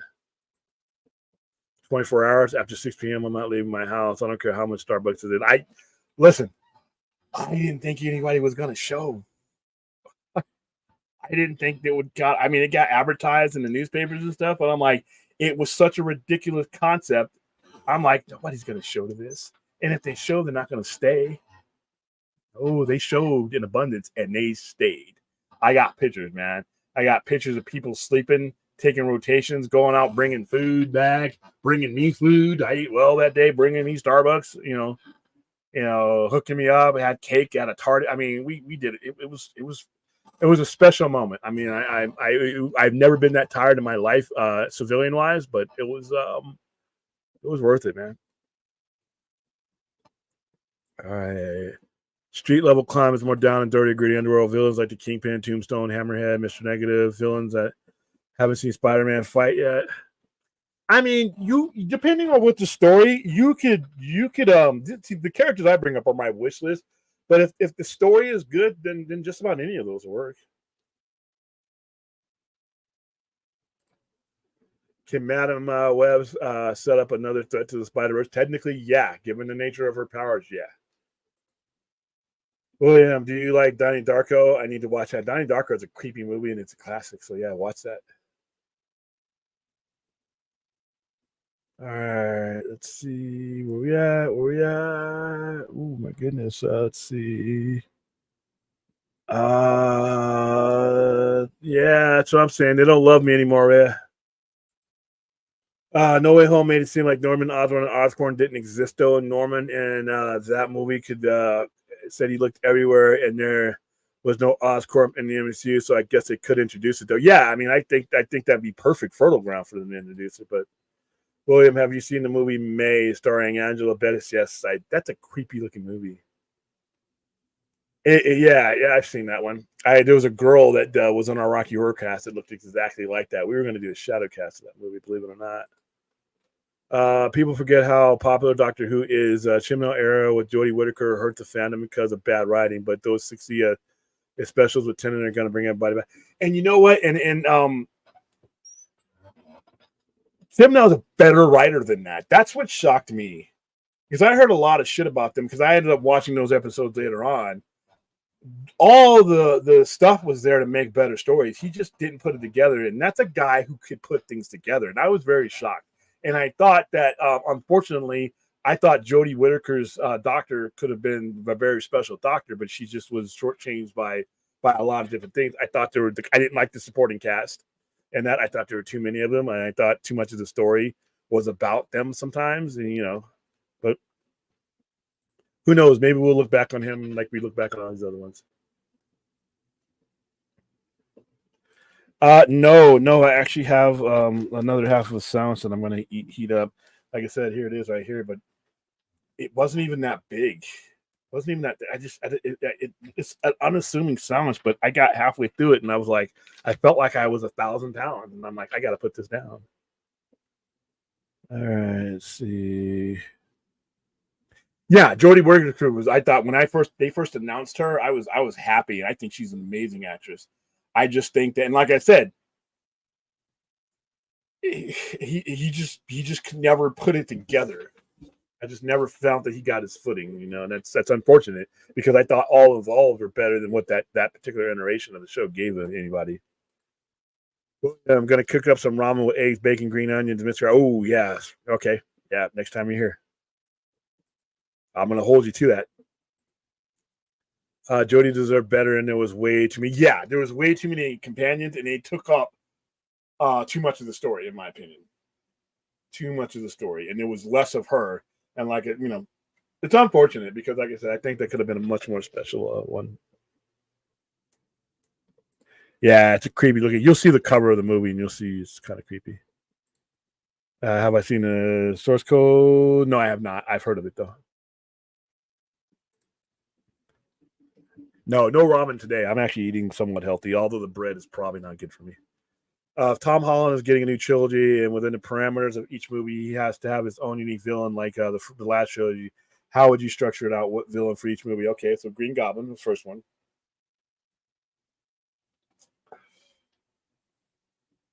And then there are some of the ones you could do, but there aren't too many that I would want to see again. Like Mysterio, I don't want to see again. The Green Goblin will be unique because of the fact that it's destined. He knows what this guy's going to become. And so Green Goblin.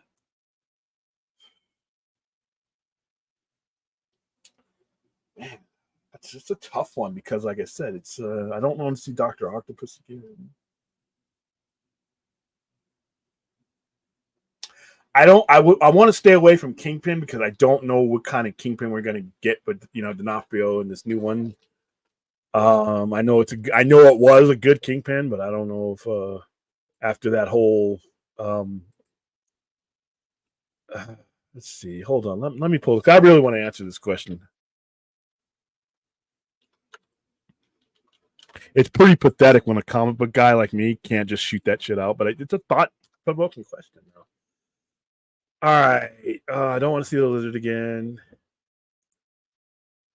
I wouldn't mind see if they did cross over. I would, depending on what kind of Kraven. I don't want to see Scorpion. Shocker's lame.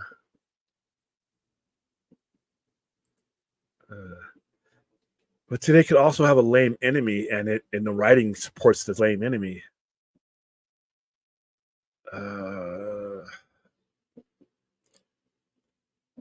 I don't want to see Prowler. Jackal, but Jackal would lead to some very complicated shit. Jackal's actually one of his deadliest enemies and one of his most involved enemies when you figure with the whole clone situation.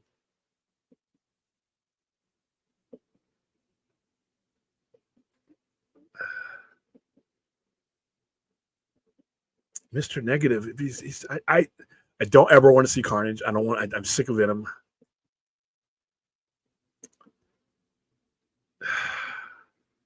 And he has some pretty lame enemies too. Kangaroo Man.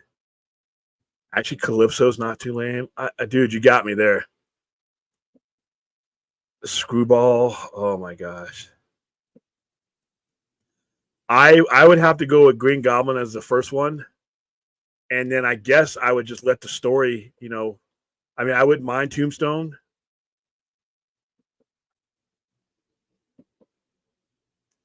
I mean, because all the other ones are pretty much, you know.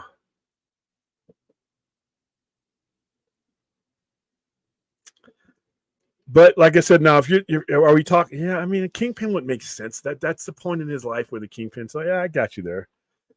But I you tell you what, you give me this. I actually, and you know how I feel about the MCU. I'm actually looking forward to seeing what they do with Green Goblin because of the fact that it puts him in a dilemma that he knows how this is going to turn out, and so yeah, that's a tough one.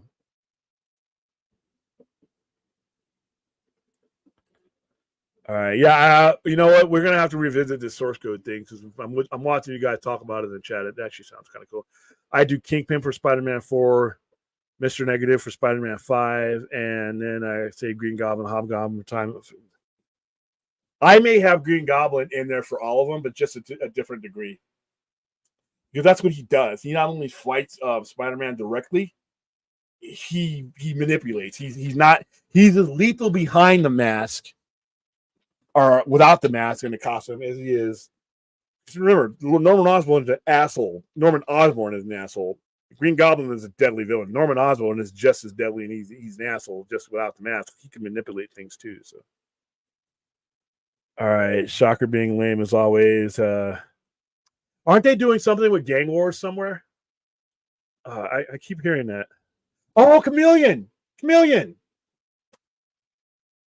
No, you know what? You spelled it horribly, but I got it, Music Man. I knew. See, when you mistype things as much as we do, and then fudge things, we speak the same language. Chameleon. Perfect. I don't know why I couldn't think it. He's an amazing. He's literally Spider-Man's first villain. The Chameleon appears in Spider-Man #1. I cannot believe I didn't think of the Chameleon. Damn it. All right. Tombstone was fun in the first Spider-Man game. Clone Saga was bad. Clone Saga was bad until they didn't know how to end it, and they ended it wrong. But gave us a long way to return of Squire, the Norman Osborn. Yeah. Then they ended up correcting that because remember at the end of the Clone Saga, spoiler alert, 30 years ago, they killed Ben Reilly, but obviously he's back, he's alive and well. I loved Ben Reilly's character. RJ, yeah, you could have Green Goblin being hanging thread across the entire trilogy, but Spider-Man doesn't fight him until the last. Yeah, that I could do with that. I could do that. But I think he has to be there, and I think you should be introduced to his son too, not necessarily as the Green Goblin, but I want that dilemma of the fact that he knows that this guy it's going to end badly because of what happened. He knows from the other universes that this is going to end awfully for the Osborn family. And he this is going to end up being his friend, his college mate. Yeah, I would love to see that dilemma. See, they don't need Tom Holland Spider-Man and that Spider Universe that they got going on doesn't need anything from Sony and vice versa. They're in position to do great things on their own. Your building complex is this one of the your building complex is one area in the city that doesn't have slot machines. Even the grocery stores and 7-Eleven have them. Yeah, I know. Well, they got them in the little bars and stuff, but not like, to a certain degree. Yeah, I got it. Yeah, I got it. Chameleon. I can't even believe I didn't think of Chameleon outright. I mean, damn, literally is Amazing Spider-Man #1. The problem is that technically speaking, Sam Raimi did Spider-Man's most iconic villains and Doc Ock, Goblin, personally. We've seen people like Lizard and Electro already. Yeah, but there's Spider-Man villains and then there's the Green Goblin. That's more than just an enemy. They're interconnected. They are, they are more than just enemies. There's a dynamic there that the rest of those characters don't have with Spider-Man. And the whole Destiny thing, the fact that you're going to he knows once he sees Norman Osborn, he knows what he's going to become. And then if he meets Harry Osborn, he knows that he's going to have to hurt them. And that Harry is ultimately going to get caught up and with this enemy, even if he doesn't know the history of Harry Osborn from the other universe, because they never really brought it up, he knows that's his father, and he knows from this other universe that in every universe, Norman Osborn pretty much becomes one of Spider-Man's deadliest foes. So I think that the dynamic alone makes it for a little more than just a villain hero fighting. That's just me. So it's always about trying to either do something new with the villains or try to top what the other villains did. Yeah, and I understand that. I think this particular villain is different than all the other ones. The other ones you brought up, I understand that, but this particular vision, the villain, and the interconnection historically that he has with Spider-Man and that they have with each other, I think this one makes it a little bit different.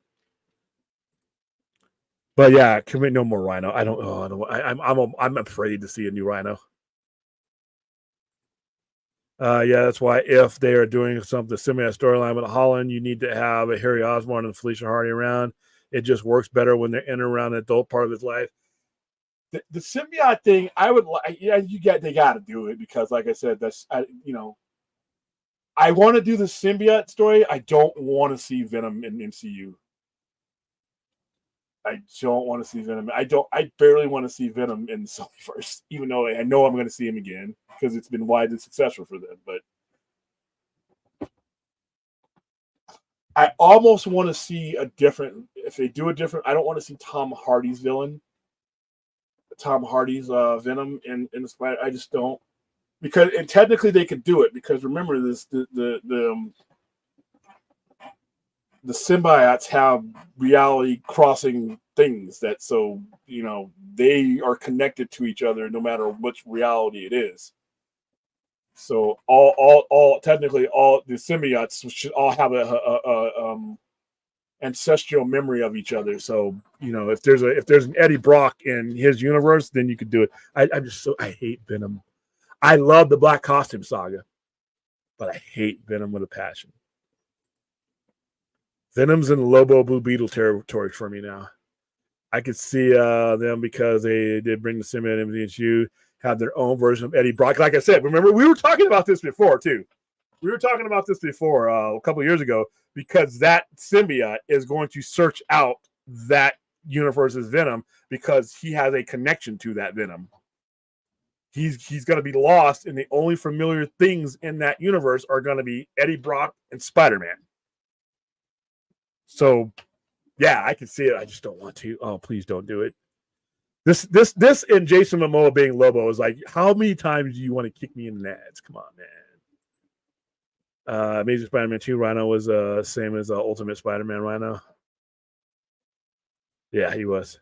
I have no clue what they're going to do with the symbiote in MCU. I really thought they'd do something with Holland and Holly, but they threw that away instantly as a means to get the symbiote. You know what? That's probably for the best. It's probably best that if they realign the Sonyverse with Madam Web, that Venom is going to be that Spider-Man's issue. And if they are going to do a symbiote with Tom Holland, it needs to be its own thing under their own creation to fit in their universe. Please don't do it. Hey, Kevin Feige, if you're watching this stream right now, first of all, Kevin Feige, if you're watching, please like and subscribe and share. But if you're watching this, no more Venom, please. No more Venom. We just the Lizard eventually, but we've done them twice now. Actually, no, we've only done them once. Okay, I'm sorry. Yeah, and he's right. That's right because this college level Peter Parker, the Empire State Peter Parker, is the new one. But would Sony really let Marvel do their own version of Venom when they have their own Venom movies up and running? Yeah, because they've made Venom a franchise on a solo character that it could exist on its own. Sony's Marvel's one is going to be he's just going to be a plot device.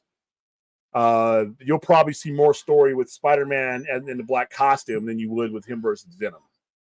Venom is its own franchise in Sony. You're not going to touch that. I don't see Marvel MCU is not going to do movies. He might be in there eventually. Hopefully not. Please don't do it. But I don't think it would have any effect on Venom in Sony's verse because it's a different Venom. It's got its own it's its own thing, and it makes sense. The story it fits with the story narrative because no matter what alternate reality, the symbiotes can any piece is going to remember everything that the piece that gave it to it. So I like the thing. So narratively, it makes sense, and yeah, Sony would. because Sony, the only reason Sony blocked Craven is because they wanted to get a singles one. They might even let them use Craven. They just wanted to be the first ones to do it. So I could see it. Okay, we're at 2 hours, 19 minutes. So I'm going to go ahead and wrap this up. William Thought on Netflix is planning to launch stories. So, yeah, stories after Netflix house where fans can shop, eat themed foods, and try experiences based on that. I love it. I love this idea. You guys know how I feel about not just physical media, but these gathering places where we all get together, where we sit down and we talk, we trade thoughts, we influence other people face to face. I know the internet's a thing. We kind of do it that way, but there's something to be said for randomly meeting people, that random encounter that you have at a bookstore, that you have at a back in our day, the mall, Sam Goody, warehouse, Tower Records. When you see somebody reach for that magazine that you know you're going to reach for, and you realize that you have a brother and commonality and all that, you can only get that in person. You can only get that to the extent that I think it matters in person. And I feel for this generation, for all the things that you guys have grown up with. There's the one thing that you've grown up with them to the point where we didn't have any of this stuff. And I realized how fortunate it was to be able to walk into a Blockbuster Video, and while I'm deciding a movie, meet somebody over there that was looking at the same type of movie and realize that, we spark off a conversation sitting at the cafe at a bookstore, reading one of the books you're going to buy, and you look over, you see somebody is reading the same author. These are things that I think build camaraderie. And like I said, it's ironic that it's Netflix and Amazon that'll be building places like this. But like I always said, it's a cycle. We as humans need human interaction. It's no technology, no innovation will ever change that. That is built into us by design. And I'm happy to see this. I'm happy to see it. Like I said, it's ironic, but I'm happy to see it. I can't see Sony letting Marvel Studios get to do Spider-Man versus Venom and not getting to do them themselves with Tom Hardy's version, even if Venom 3 is the last Venom movie of Tom Hardy. I can, because they're gonna get greedy, like I think they should have gotten a long time ago. I don't think you're gonna see a Venom to the level that Tom Hardy's Venom is gonna become. I think you see Venom as a part of a movie. I don't see the Venom thing being fleshed out as much as they've done it with Tom Hardy. And they get paid both ways. I think we're a long way from a Venom thing, because you got to remember, he had the costume for a few years before it turned on him. He got an Amazing Spider-Man 252 after Secret Wars #8, and it wasn't until 4 years later, from the time that suit appears in Amazing Spider-Man 252, and we see Venom in Amazing Spider-Man, that's almost 5 years of storytelling. So we're a long way from that. And one of the things I would hate to see is them disrupt this Tom Holland version of Spider-Man for Secret Wars, but I don't know what they're going to do. But no, I don't. I think Tom Hardy's version, I think they split them to let Marvel do that. As long as they have their moneymaker with their Venom. I don't think it'd be a problem at all. Me personally, I don't know. We'll see though. Everything is in limbo because of the strikes. Who knows when we'll see. But I do think that piece of the symbiote, that was basically the agreement. We're gonna do our black costume Spider-Man with here, but your Venom is going back to your universe to do your thing. I don't see an issue. I don't see an issue. Like I said, I think Sony is creating their own Spider-Verse, or their own live action Spider-Verse. And I think that they have figured it out that they can make money with their own thing, and they can make money off of what MCU does. Sometimes greed is the right answer, guys. Okay, yeah, let's leave the black suit for a movie and a half. Yeah, it's gonna be wide down the line. Even if he gets the black suit in the second part of the trilogy, Venom, I don't see Venom coming along unless they did another trilogy. Now, there's a chance that you could get another trilogy with Tom Holland. Tom Holland is 26, 27 right now. He looks like he's 10. How old is Tom Holland? What is he, 26? And he's like 5 foot nothing, too. It's hilarious. His girlfriend's like 5'11". So he's born in 1996. Oh my God, there's people born in 1996. So he's 27. He just turned 27. All right, Tom Holland looks like a guy who's going to get carded for the rest of his life. I'm looking at his picture right now. So let's say we do a trilogy with Spider-Man 4, and that gets us into Tom Holland at 32, 33, 34. He's still going to look young enough to be playing Spider-Man for another trilogy if you want to. Then you do Venom. Then if you do want to hand Miles Morales over to him, at that point, MCU will be in a different place, headspace. Now you got a 37-year-old Tom Holland who's the same age as a Peter Parker should be when he hands over Brooklyn to Miles. You can do it that way, but let time do all that. All right, guys, that is it. I actually went 2 hours and 20 minutes on a Tuesday, which I did not think I was doing, but hey, we did it. So we're going to go ahead and wrap this up, say goodbye, and head into Wednesday. Let's see. All right. Yeah, like I said, 10 years from now, we're talking about Tom Holland that's a 37, 38-year-old that probably looks like a baby like he does now. Yep. Into Man Spider. All right, guys, that's it. I'm going to get out of here. I'm going to finish heat up the sandwich, finish eating it, get some rest. It's 1 o'clock in the morning here in Vegas. So we are going to end this the same way we began it. So it's 1 o'clock in the morning. So on the East Coast, it's 4 o'clock in the morning for you guys. When you're up late at night, depression sets in, the mind slows down, and it can't outrace the weighty thoughts that are you're fighting and outrunning throughout the day. If you get to that bridge, call 988 Suicide and Crisis Lifeline.